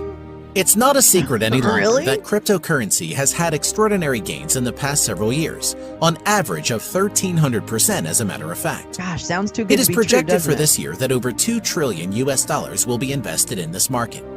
With that said, we expect to be one of the top 10 ICOs or initial crypto offerings for 2018. Working with the leading experts of this new and rising industry, as well as universities, our goal is to set an example and make the food industry I accountable. love the music.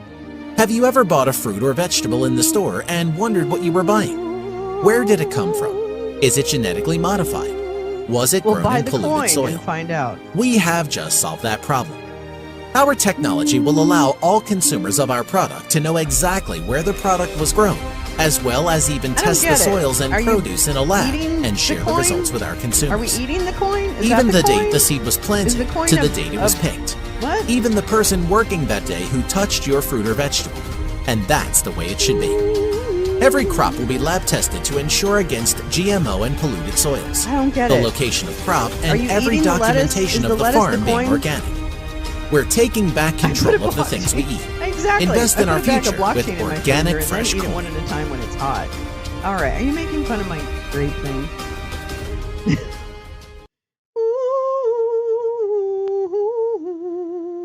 Whoa, whoa, whoa, whoa, whoa, whoa. What happened? What happened? Whoa. What happened? Everything went away.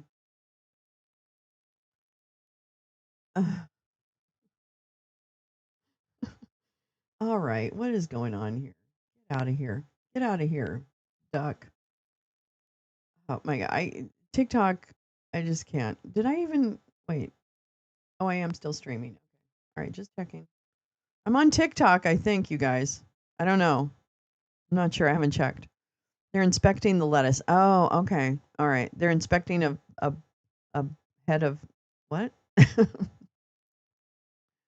I was at grocery shopping last week when they had a tiny warning sign about what the fruits were coated with, and it said shellac.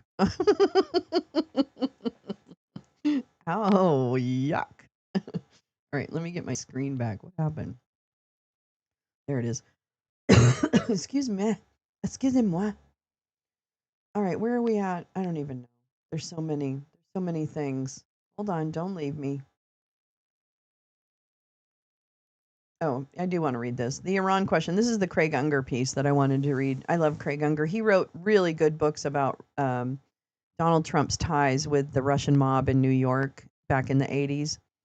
So I highly recommend Craig Unger if you don't follow him. He also followed me once on Twitter, but then that account got broken and banned, and now he's not following me anymore. Meh. Anyway, I'm gonna try and woo him on Blue Sky. Craig, if you're watching, please follow me back on Blue Sky. Thank you. All right, here we go. Let's read about this. The Iran question. Is the U.S. responsible for putting Iranian fundamentalists in power? Ever wonder why the U.S. often supports the bad guys? Now that Iran is back in play, it's worth having a second look at the events of the coup of 1953 and the embassy takeover in 1979.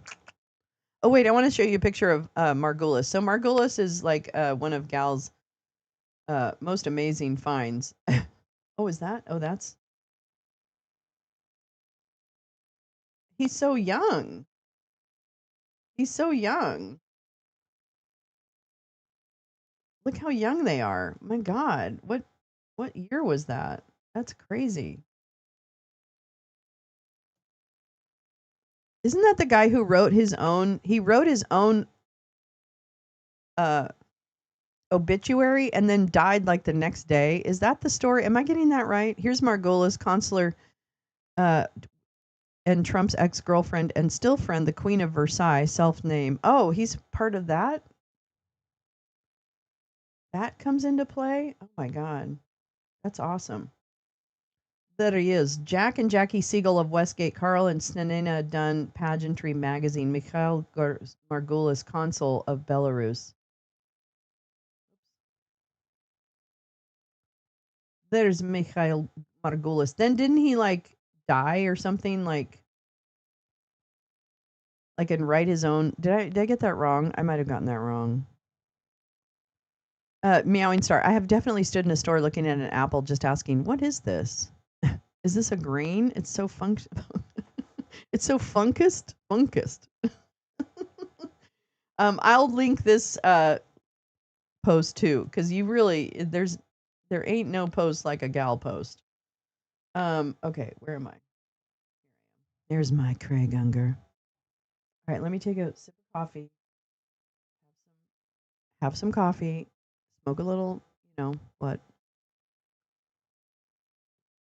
But yeah, I highly recommend Gal's threads on like Jeffrey or whatever his name, Goldberg, Joel Greenberg. God, Goldberg. What was I thinking? I must have been thinking about someone else. Anyway, Jeffrey Greenberg or Joel Greenberg. Fuck. Joel Greenberg. You really should just Google Gal Suburban and Joel Greenberg and just like spend a rainy afternoon trampsing among the threads. It's quite interesting. And the thing about Gal is she just gives you she gives you the sources and the links to the documents that tell the story. And that's like the best. That's the best. Ah, did I steal it? Karen, I'm sorry. I know Cricket. It's a good one. I don't use it as often as I should, but I definitely should use it more because that's really the land that we're in. Okay. Okay. Elected prime minister on his promise to nationalize Iran's oil industry, Mohammad Mossadegh. I'm so sorry. I don't know how to pronounce names. I really apologize for that. A proponent of secular democracy was ousted by a CIA coup for trying to deliver on his promise. As President Dump threatens to go to war with Iran, it's worth asking how such a repressive fundamentalist regime took hold in a country that has been a stable secular democracy. Until that, well, I think it was probably not. I mean, was it not very authoritarian, though, in that regard? Was it? I think it was.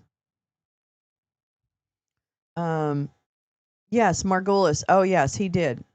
Is who worked to rally the Russian Americans to vote for Trump in 2016. Ah, well, yes. Get back to this. Where will they be after the shitter diaspora? Oh, good point, Gal. What do you have you archived all your shit? Um, here we go. It's worth asking how such a okay. Until the United States intervened, that is, there are two parts of the story, and both show how America has played an essential role in pumping up the militant Islamic fundamentalism we decry and installing their leaders in power. The first part, much of which has been widely told, concerns the 1953 overthrow by the CIA of Iranian Prime Minister Mohammad Mossadegh, a secular social democrat who had been a principal figure in bringing about the end of 150 years of British interference and plundering of Iran's national resources.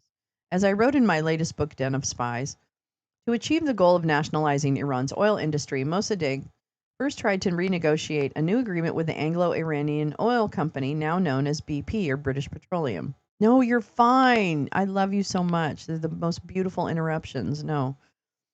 We just roll in this show, right? We roll with it.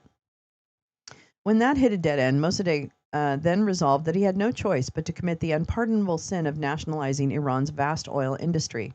This was the first time that anyone in the Middle East had ever done anything against imperial powers, colonial powers, said Barry Rose, in a press attaché at the U.S. Embassy in the 70s, and later one of the hostages. BP, the United Kingdom, and the United States were stunned that Iran had the temerity to seize control of its own natural resources, and they were determined to put a stop to it. What happened next was a coup d'etat named Operation Ajax, led by the CIA's Kermit Roosevelt Jr. The story behind Ajax has been told in All the Shah's Men by Stephen Kinzer and The Coup by Ervand Abramanian and other books, but a key lesson that is often lost in its telling is that in order to execute the coup, Kermit Roosevelt had to enlist the help of Iran's fundamentalist clerics to crush Iran's secular opposition. Roosevelt even made a $10,000 payoff to Ayatollah Abul-Qasim Kashani, a hardline fundamentalist who had initially supported Mossadegh, but ended up organizing the mobs that overthrew him. The bottom line was that in order to make sure the West controlled Iran's oil, the CIA helped destroy secular democracy in Iran and replaced it with Shah Reza Pahlavi's brutal, repressive monarchy. With that, democracy in Iran was dead forever, or at least the next 72 years. The second part of the story took place in the immediate aftermath of the 1979 Islamic Revolution that deposed the Shah of Iran. It concerns the October surprise of 1980, that is, the treasonous covert operation orchestrated by the Reagan-Bush campaign manager Bill Casey, after Iran captured 52 American hostages and incarcerated them in the American embassy in Tehran. The October surprise has been enormously controversial for decades, though I believe Den of Spies shows definitively how Casey put together a network of arms dealers and intelligence operatives to meet with representatives of the newly formed Islamic Republic of Iran and make the deal. The deal was illegal and treasonous, not just because President Carter had sanctioned the sale of arms to Iran in the aftermath of the hostage taking. It was also illegal because Casey and the Republicans were not in office and therefore were prohibited from hijacking America's foreign policy. I know, Bill Casey. And there he is. There's Bill Casey. Now he's a corpse. Oh, womp womp. Sorry, Bill. You're dead. When I interviewed him in 2016, Al-Hassan Bani Sadr, the exiled Iranian president who had been in office during the hostage crisis, made clear a major consideration that few Americans have noted. The forces that overthrew the Shah consisted of both Islamic fundamentalist and secular Democrats, and the Republicans had sided with the former. When they had been in France before returning to Tehran, Bani Sadr had assembled a list of 20 basic principles that were essential to building a secular democracy in Iran, and Khomeini seemed to approve of them. That was not surprising, as they had a long-term father-son relationship in which Khomeini himself said that Bani Sadr was like a son to me. On January 25, 1980, with Khomeini's support, Bani Sadr won the presidency overwhelmingly with 76% of the vote, a margin that was highly misleading in terms of his fragile hold on power, not to mention Khomeini's support for him. In fact, as soon as Khomeini saw millions cheering him in the streets, he changed. When we got to Iran, he immediately showed signs that he was not going to hold to these principles, Bani Sadr told me. This is Craig Unger. This is Bani Sadr right here. Oops, you don't see it because I'm not clicked on. There's Bani Sadr right here, and this is Craig Unger, the sexy beast. I'm telling you. Smart people. Hot. Okay. Instead of a secular democracy, Khomeini was putting together an Islamist theocracy, as I explained in Den of Spies. As a covert operation, the October surprise was a twofer. Both Carter and Bani Sadr were being undermined from within. In effect, Team Casey in the United States and the Islamic Republican Party were working together to make sure Ronald Reagan beat Carter in the U.S. election. Their deal also had the effect of solidifying Ayatollah Khomeini's position as the ruler of Iran and eliminating the pesky irritants of Bani Sadr and secular democracy. When I interviewed him in Versailles, Bani Sadr described what transpired as a creeping coup, in which, bit by bit, Khomeini and his followers robbed Bani Sadr of his dwindling presidential powers. The very same Republican hardliners who so decried militant Islamism were doing everything in their power to make certain that a brutal, repressive Islamist theocracy was securely installed in Iran. Before long, Bonnie Sauter said he heard stories about Khomeini's representatives secretly meeting with Republicans about a deal to delay the release of the hostages. That was a very dirty thing to do, using the hostages as a weapon to help Reagan win the election, Bonnie Sauter said. And I told a relative of Khomeini's the outcome would be the election of Ronald Reagan, which would be a disaster for Iran and for the rest of the world. I told him we can't negotiate with them. The Democrats are in power, and if we made a deal with the Republicans, it would help Reagan's chances, which would be terrible for Iran. Indeed, as a result, Iran has endured a repressive Islamist theocracy for more than 45 years. For a complete story of the October surprise, read my latest book, Den of Spies, which I haven't read yet. I actually would read that. He writes really good books. These are just like quotes about it. That's it. Okay. It is interesting to look back at the history. I don't claim to be a good I don't have deep historical knowledge on that conflict and who were indeed the good guys and who were the bad guys. So I'm just like learning at this point.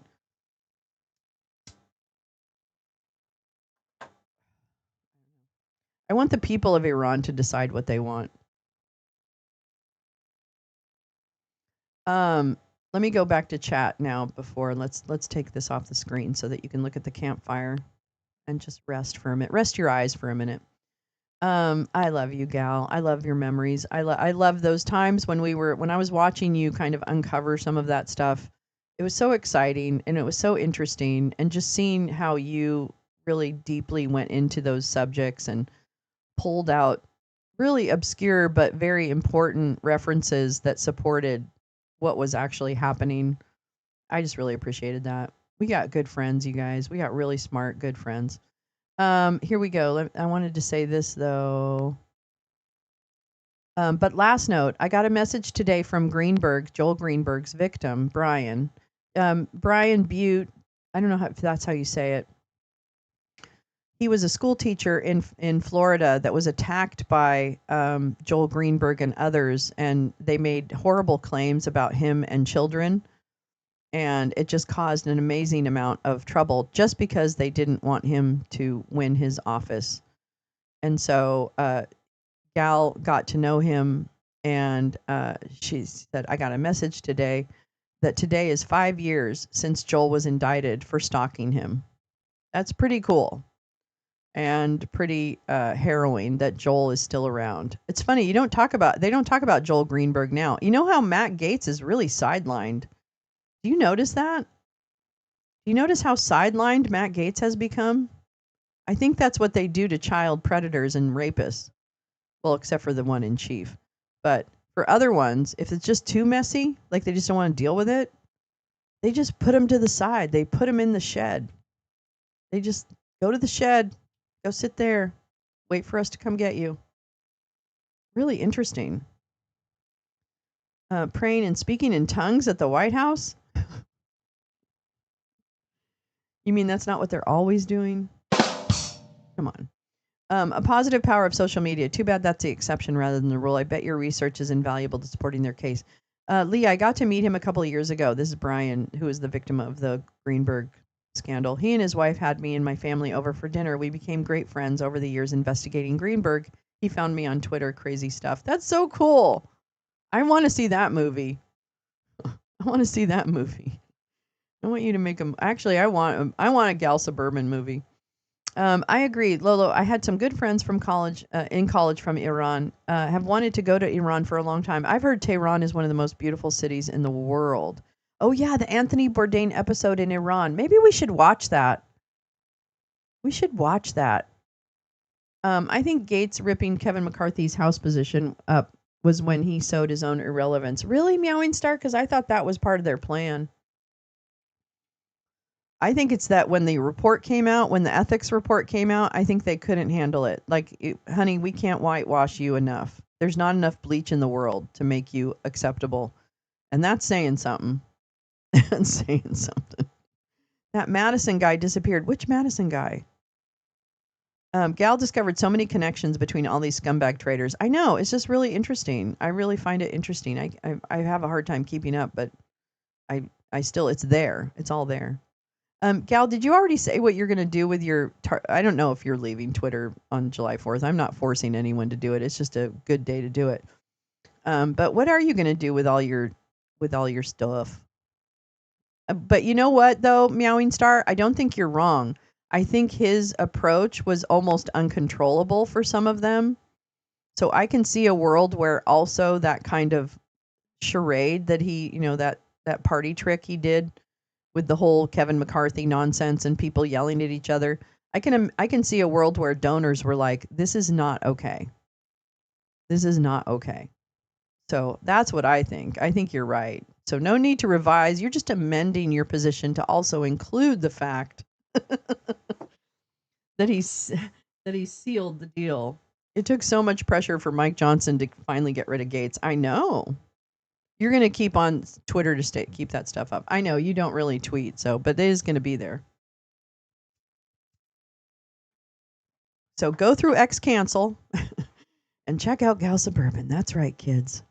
You can do it. I used to work for a courier company owned by an Iranian who started a group called Democracy for Iran. He was in political prison there before he fled with his American wife and kids. Oh. H. Amir Ladan. That's the courier company. I don't think Mike Johnson wanted to cut from the same cloth. Yeah. Oh yeah. I don't think Mike Johnson wants trouble. I think he wants it to be like nice and, easy breezy summer girl. That's what I think. That's what I think. We read that and we read that. We're doing really good, you guys. I'm going to tell you right now. This one I wanted to read from Alex Alvaro. This is a Substack, so it's an opinion piece, if you will. Oh, that's the guy's name. The courier company went bankrupt. Oh, that's too bad. That's too bad. All right, this is Russian. This is a Substack, Alex Alvaro's Substack, and this is from June 16th. On cruelty and cheer, orchestrated sadism is a sure sign the Russian advisors have arrived. That's a cute little AI. Dear Americans, okay. I'm writing these little essays as letters. MAGA Moses is fine with other people suffering. That's true. He doesn't really care. He just wants to, I don't know what he wants. I'm not sure what he wants. Is he a power grabber? I'm not sure if Mike's little Johnson grabs power. I think he just wants to be one of the cool kids. That's what I think. Maybe. I don't know. I'm just spitballing. It's good stuff this morning, right? Butterflies, thank you. Sometimes it comes together. You always have to tune in to see if it's going to be a shit show or if it's actually going to make some sense. That's what I like. I like keeping you on your toes. Okay, I'm writing these little essays as letters I've been composing in my mind for years. Warnings, really. A silent European woman shouting across the noise. Our Czechoslovakia, a country that used to be one of the wealthiest in Europe before 40 years of Soviet love, turned it into a crumbling province where balconies collapsed on people's heads, fruit and toilet paper were rarities, and neighbors snitched on each other to secret police. Russian psychological warfare didn't just break our economy, it snapped the spine of our national pride, culture, and cohesion. Now I write to you not with warnings, but with hope. Because you've already crossed a line without realizing it. Thanks, butterflies. A line after which things don't go back to normal. Humans are fantastically stubborn when it comes to hope. Sadly, we often cling to the wrong kind.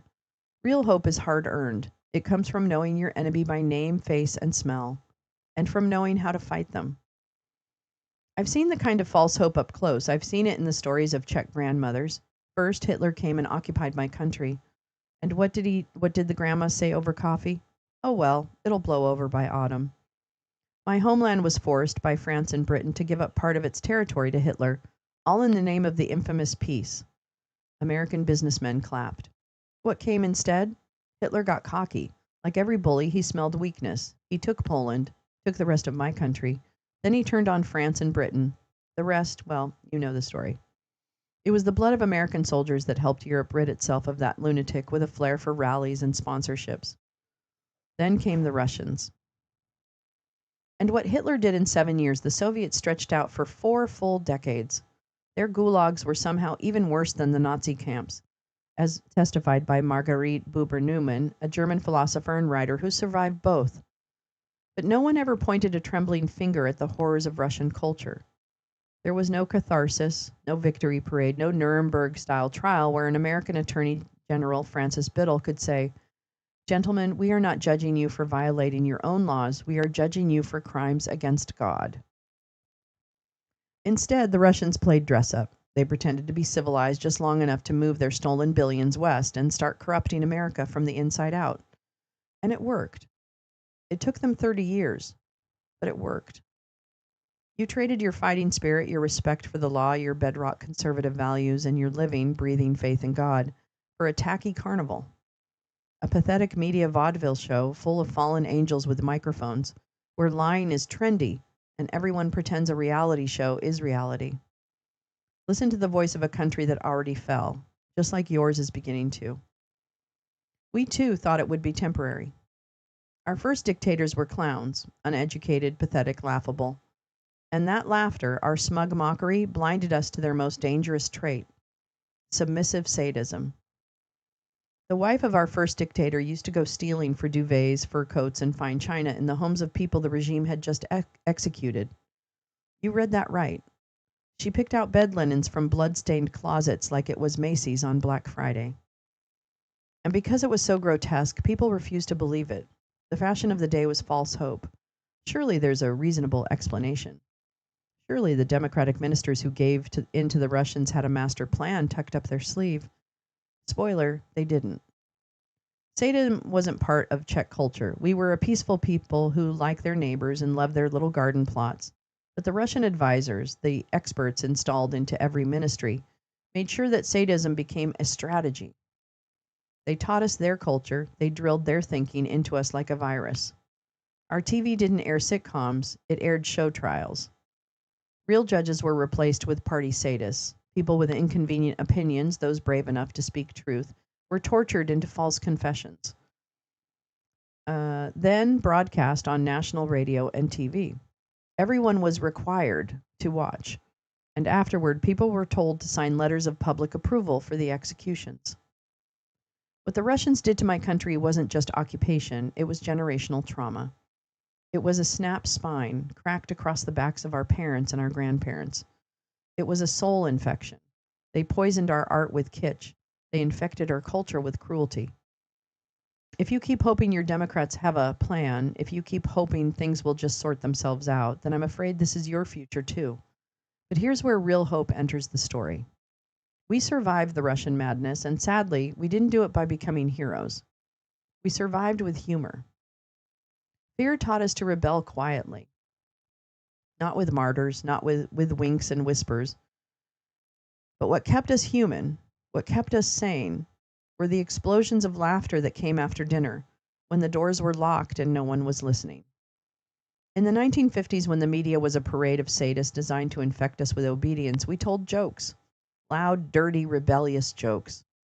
It was as if our souls refused to forget who we were or who we never wanted to become. By 1968, the Russians decided they couldn't keep the Czechs submissive with propaganda alone, so they sent tanks. Until then, Russian advisors and ministries were just an open secret. But after 1968, they didn't bother hiding. They openly said they'd kill anyone who said the wrong thing. And yet, our humor didn't die. It got darker, more cynical. British-style gallows humor took over the small talks and whispers, but the jokes kept coming. The regime was exhausted. All that effort to pretend everything was normal started to look like one of Trump's military parades. Loud, hollow, ridiculous, tired. Everyone knew they were surprised that what they were supposed to pretend. Nobody cared anymore. This is interesting. Back in the day, alongside the famous Charter 77 demanding basic human rights, another group of dissidents emerged in Czechoslovakia. They called themselves the Society for a Merrier Present. Yes, really. Instead of writing manifestos, they staged absurdist happenings and public stunts, Their resistance wasn't loud, it was hilarious. Every year they organized something called the Run Through Political Prisoners Street. That was an actual street name, named in memory of those imprisoned during the Nazi occupation.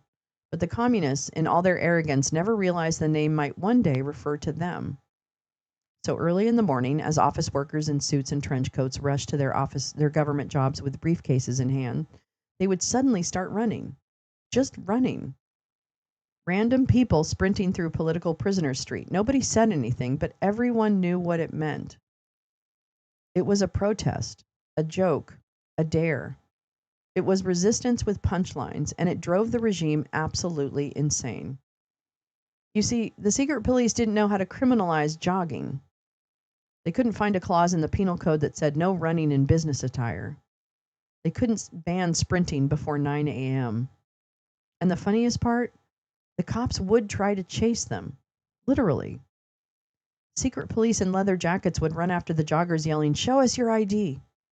Some people stopped, some kept running. It was all so ridiculous that we laughed until our ribs hurt. And that laughter, that was our therapy. It was how we straightened our spines. I almost cried when I read that. Whew. It reminded us, sadists lose all their power the moment you start laughing at them. I don't know why I'm so emotional about that. Eventually, the comrades in Moscow decided they were done pretending. They didn't want to be communists anymore. They wanted to be oligarchs. So they stole everything. Not just from their own people, but from the countries they occupied. The mob helped them launder it through London and Miami and Trump Tower. They bought yachts and mansions, senators and media, and now they're yours. But don't panic. We survived them. We outlasted them. You will too, because in the end, they always screw it up. Every single time. Oh, I love that. I love that. Thank you, Alex. That is a Substack piece by Alex Alvaro. Really enjoyed that. I might give it a big old heart. That was really good. I really like that. Just trying to see if I have anything else that I teed up for you that I haven't gone over. What do we do? We're at 2 hours. That's pretty good. Let me just take this off for a minute and then I'll what's happening in the world? What's happening in the world? Oh, Crispy Gnome. Oh, wait. I had the Crispy Gnome thing. I forgot that, gal. Where's that? Hold on. Crispy Gnome, Crispy Gnome, Crispy Gnome, Crispy Gnome.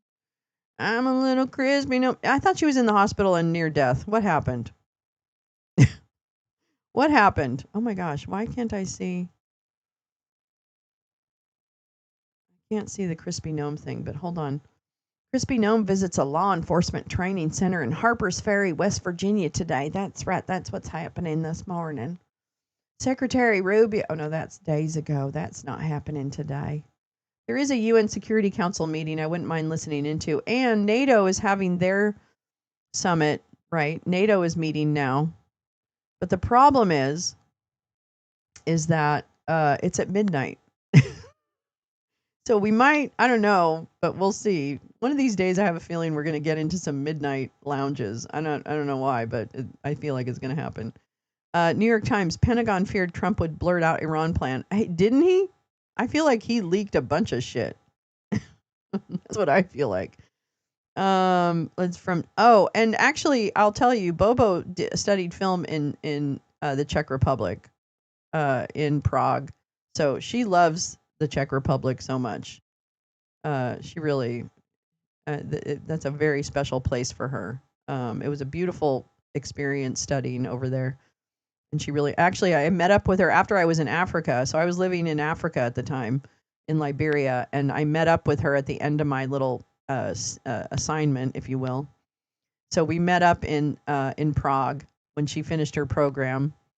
And then we went to Amsterdam and hung out. It was so fun. I love that trip. It was so much fun. It was such a great way to decompress after months in Liberia. And I got to see all her, film project and her dorm and everything. It was really cute. We should definitely, Jane, I think we need to get on this Ruta thing. I think we need to convince him that Jane is his future.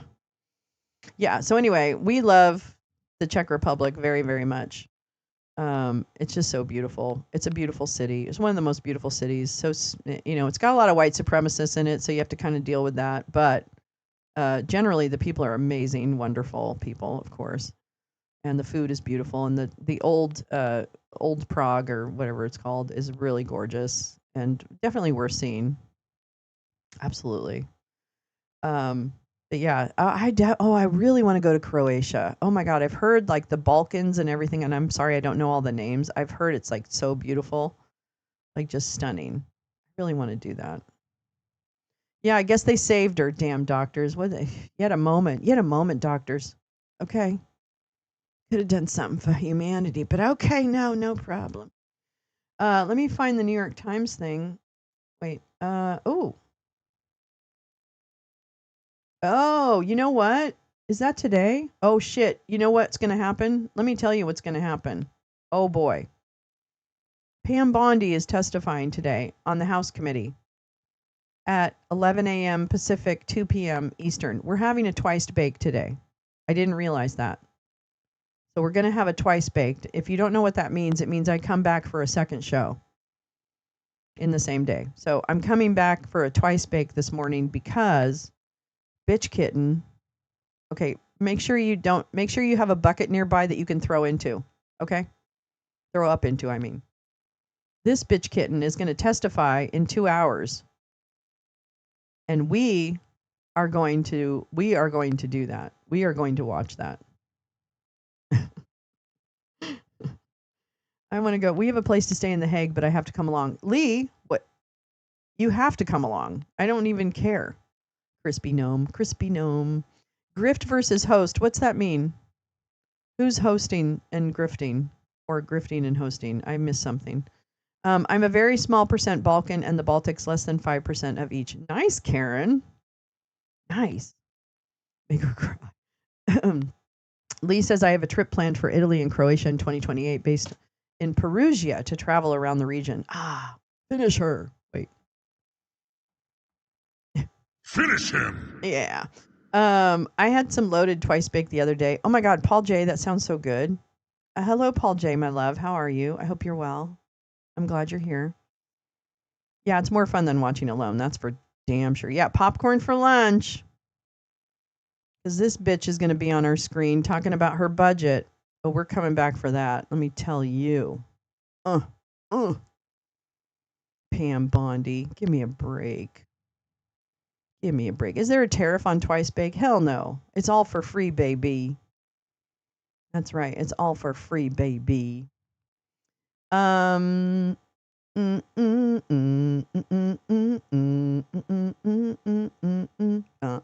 exactly, Teresa. I mean, this is what we're here to do. And that's why the last piece I think got me so much. It's like, I think humor is so important. I think being snarky and bitchy. Are we doing a space tonight? Were we going to do it an hour earlier? Gal, was that the plan? Because I'll do it. But I think instead of 5 p.m. Pacific, we were talking about doing it at 4 p.m. Pacific, which would be 1 hour earlier. Is that okay? Or wait, we wanted to go later. Sorry. Were we going later, 6 p.m. Pacific, 9 p.m. Eastern? Was that what we were going to do? I think. Every time the internet starts to lag on me, I jokingly say, damn internet tariffs. Exactly. God, damn tariffs. I'm having a rough time. Can't watch and I can't not watch. Paul J, I 100% understand what you're saying. There are times when I can watch, and then there are times when I absolutely cannot turn it on. I think it was later because of the soccer schedule. So let's see if we can do one at 6 p.m. Pacific, which is an hour later. So we will have a space tonight, 6 p.m. Pacific. And it's going to be a busy day today because we're going to have it twice baked. We got the space tonight. It's going to be so much. It's going to be fun. We need it. We need the space. We haven't had a space in it. We didn't have a space last week. We need a space now. I spent so much on money during the pandemic on Zoom comedy shows. Well worth it, they kept me sane. I'm so glad people created stuff during the pandemic. I was a little disappointed that more Hollywood people, if you will, or industry people didn't come out and do do more content. I thought it was a good opportunity and we kind of missed out. It's more summer schedule, bedtime schedule for J Rants and soccer conflicts with me. Yes. So let's do 6 p.m. tonight. We're going to do a space on Twitter in the bad place. Oh, no problem, gal. But let's go ahead and do that. 6 p.m., 9 p.m. Pacific, or 9 p.m. Eastern. Blah, blah, blah, blah. Blah, blah, blah, blah, blah. I need some space. Let's see. What else? Wait, there was one more thing I wanted to talk about. Oh, my God. Tomorrow night, damn deer eating my geraniums. Oh, my God, Max, you literally have such a problem with all the animals eating your garden. I'm so sorry. I mean, I understand what they're doing, but I also understand wanting to just preserve some of your beautiful like garden work. So I wish you could solve that problem. I know it's been just a real problem for you. It was so crazy watching A-list comedians in their living rooms and home offices. I know, but it was so great. It really, you needed that. I think we needed more music. I'm here for all of the Lolo Gal Squad Lounge today. That's right. It's a lot. It's a lot. Hey, hey, hey, hey, hey, hey, hey. But that's what we do. I think Jim is doing a Substack live today. Oh my gosh, it's just so busy. Okay, we've got to check in. I'll check in with Jim. I'll post about the space early when we get all this resolved scheduling wise. I'll post in about the space because if we don't, if Jim is doing a Substack live, I don't know. We'll figure it out. Don't even worry. Here's all you need to know. I sprayed them with hot pepper spray, but I guess it's just. Oh, you didn't know that you got the deer that really love hot food. Right. They love the spice. They're so down with the spice. Maybe you need to put like mashed potatoes on them and they won't eat the I don't know. Maybe they'll eat that too. 7 p.m. Eastern. So that's 4 p.m. Oh, so that doesn't conflict. That doesn't conflict. I love fireside chats too. I know. All right. So it's at 7 p.m. Eastern, 4 p.m. Pacific for Jim's Substack Live. And then we're probably going to try, we'll see, but I'll post on my social media. I will definitely check on that and then post a little thing, and I'll do it in Discord too. So if you're not a member of the Discord, I would highly recommend becoming a member of the Discord, because also tomorrow night we're going to show the Jim Jordan documentary about OSU and the allegations that he overlooked sexual abuse of students at OSU when he was part of the wrestling department. So we're going to watch that tomorrow night, the OSU documentary about Jim Jordan. He'll probably only not more than an hour. Okay, so that'll be fine. It'll all work. So just get ready. Lots of Lolo, Gal Squad, Jim Stewartson, all kinds of, if you want it. The content is there if you want it. Oh, I have a painting class with the kids through 6:30 your time, my time, which is my time, right? We're on the same time zone, I think now, if I'm not mistaken. I could be wrong. Okay, we're going to figure this out. I don't know what's going to happen, you guys. As usual, I have no frickin' clue. But we'll figure it out. Sorry, my brain is just like stopping. I had a full house yesterday. Oh, I can't wait. That's so fun. I just love having pools and stuff like that. That's fun. I want to go swimming. My former neighbor has a pool just like yours. I miss that pool. It's all the same depth, right? I used to really like having a deep end, but I'm a convert now. Great for floating. I love floating. Oh, you watched it, Teresa? Okay, good. I want to watch that. How do you watch the Jim Stewartson thing? Hold on. I'll give you a link. Hold on to the things that you love. Hold on to your humanity. Hold on to your humanity. Hold on, hold on, hold on. Let's go to Jim Stewartson. Dare. Does it? Damn, come on now. Stop it. You're so weird. Well, let me give you the link to Jim's Substack, and then you can go from there. Is it his regular? I don't even. I hope this is it. Does it show what events are coming up? Those slides.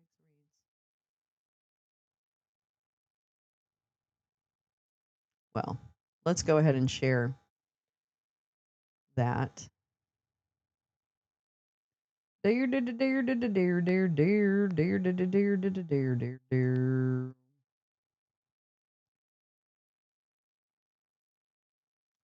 this is Jim's Substack. All right, Jane, see you later, honey. Take care. Have a good day. Have a great Monday. Have the best Monday. I would imagine if you just follow Jim on Substack, it'll give you some kind of notification. I hope this is the right one. All right, that should be Jim's Substack. So we'll find out what he's up to. Boop, boop. Where will the info show up? Have to go inside. Okay, so the info will be in, about tonight, will be in Discord, on X, in my main account, Lolo 132517797. Oops, I see the buffering, you guys. I'm so sorry. So let me say that again. The postings will be in Discord. The postings will be in on Twitter, on my main account, Lolo, the dreaded court jester. And then also on YouTube. I'll put a post on YouTube. So blah, blah, blah, blah, blah. Yeah, you get emails if you sign up for Substack. It's not bad. I mean, we all hate Substack, but this is it is what it is. We hate a lot of things that we have to use. Blah. Butterflies. See you later. All right, baby. Okay, so, and then, wait, there was one more thing. All right, so tomorrow, Wake and Bake. Tonight, all kinds of shit. Tomorrow, Wake and Bake. Tomorrow night, the Jim Jordan biography, or not biography, the Jim Jordan documentary in Discord. Oh, Twice Baked today. Okay, so Twice Baked will come back. I'll put up a thing for that, a reminder. That'll just be in my YouTube, and that will be at 11 a.m. Pacific, 2 p.m. Eastern. Again, that's 11 a.m. Pacific, 2 p.m. Eastern. Today, Twice Baked, happening. Blah, blah, blah. And what else? Yeah. So I'm trying to post it everywhere I can. I think I can post on my, I got to see if I can post on my X account, actually, now that I think about it. Definitely on Blue Sky. But I'll try and post on my X. I think I've been banned for posting for a week because I told someone to choke on a dick. I really should stop doing that. But I just can't help myself. If there's like a dick joke and then I said I hope he chokes on it, and somehow that got me banned. I feel like I didn't make him choke on it. I didn't stick the dick in his mouth and like hold it there. You know what I'm saying? Like, why am I the drama? I don't get it. Why I don't get it. Why is everyone so sensitive? All right. I love you guys. Have a wonderful rest of your Monday. I hope I see you later. But if I don't, know that I send you great tidings of joy and hope that you can enjoy the rest of your day. And if not, hopefully I'll see you tomorrow morning. All right. Okay. Wait, I think we need like an ending song. Don't I have something? I thought I had something. Hold on. Let me see if I have something, because I thought I had some music. Oh, I know. Let's do the old theme. Hold on. Okay, bye.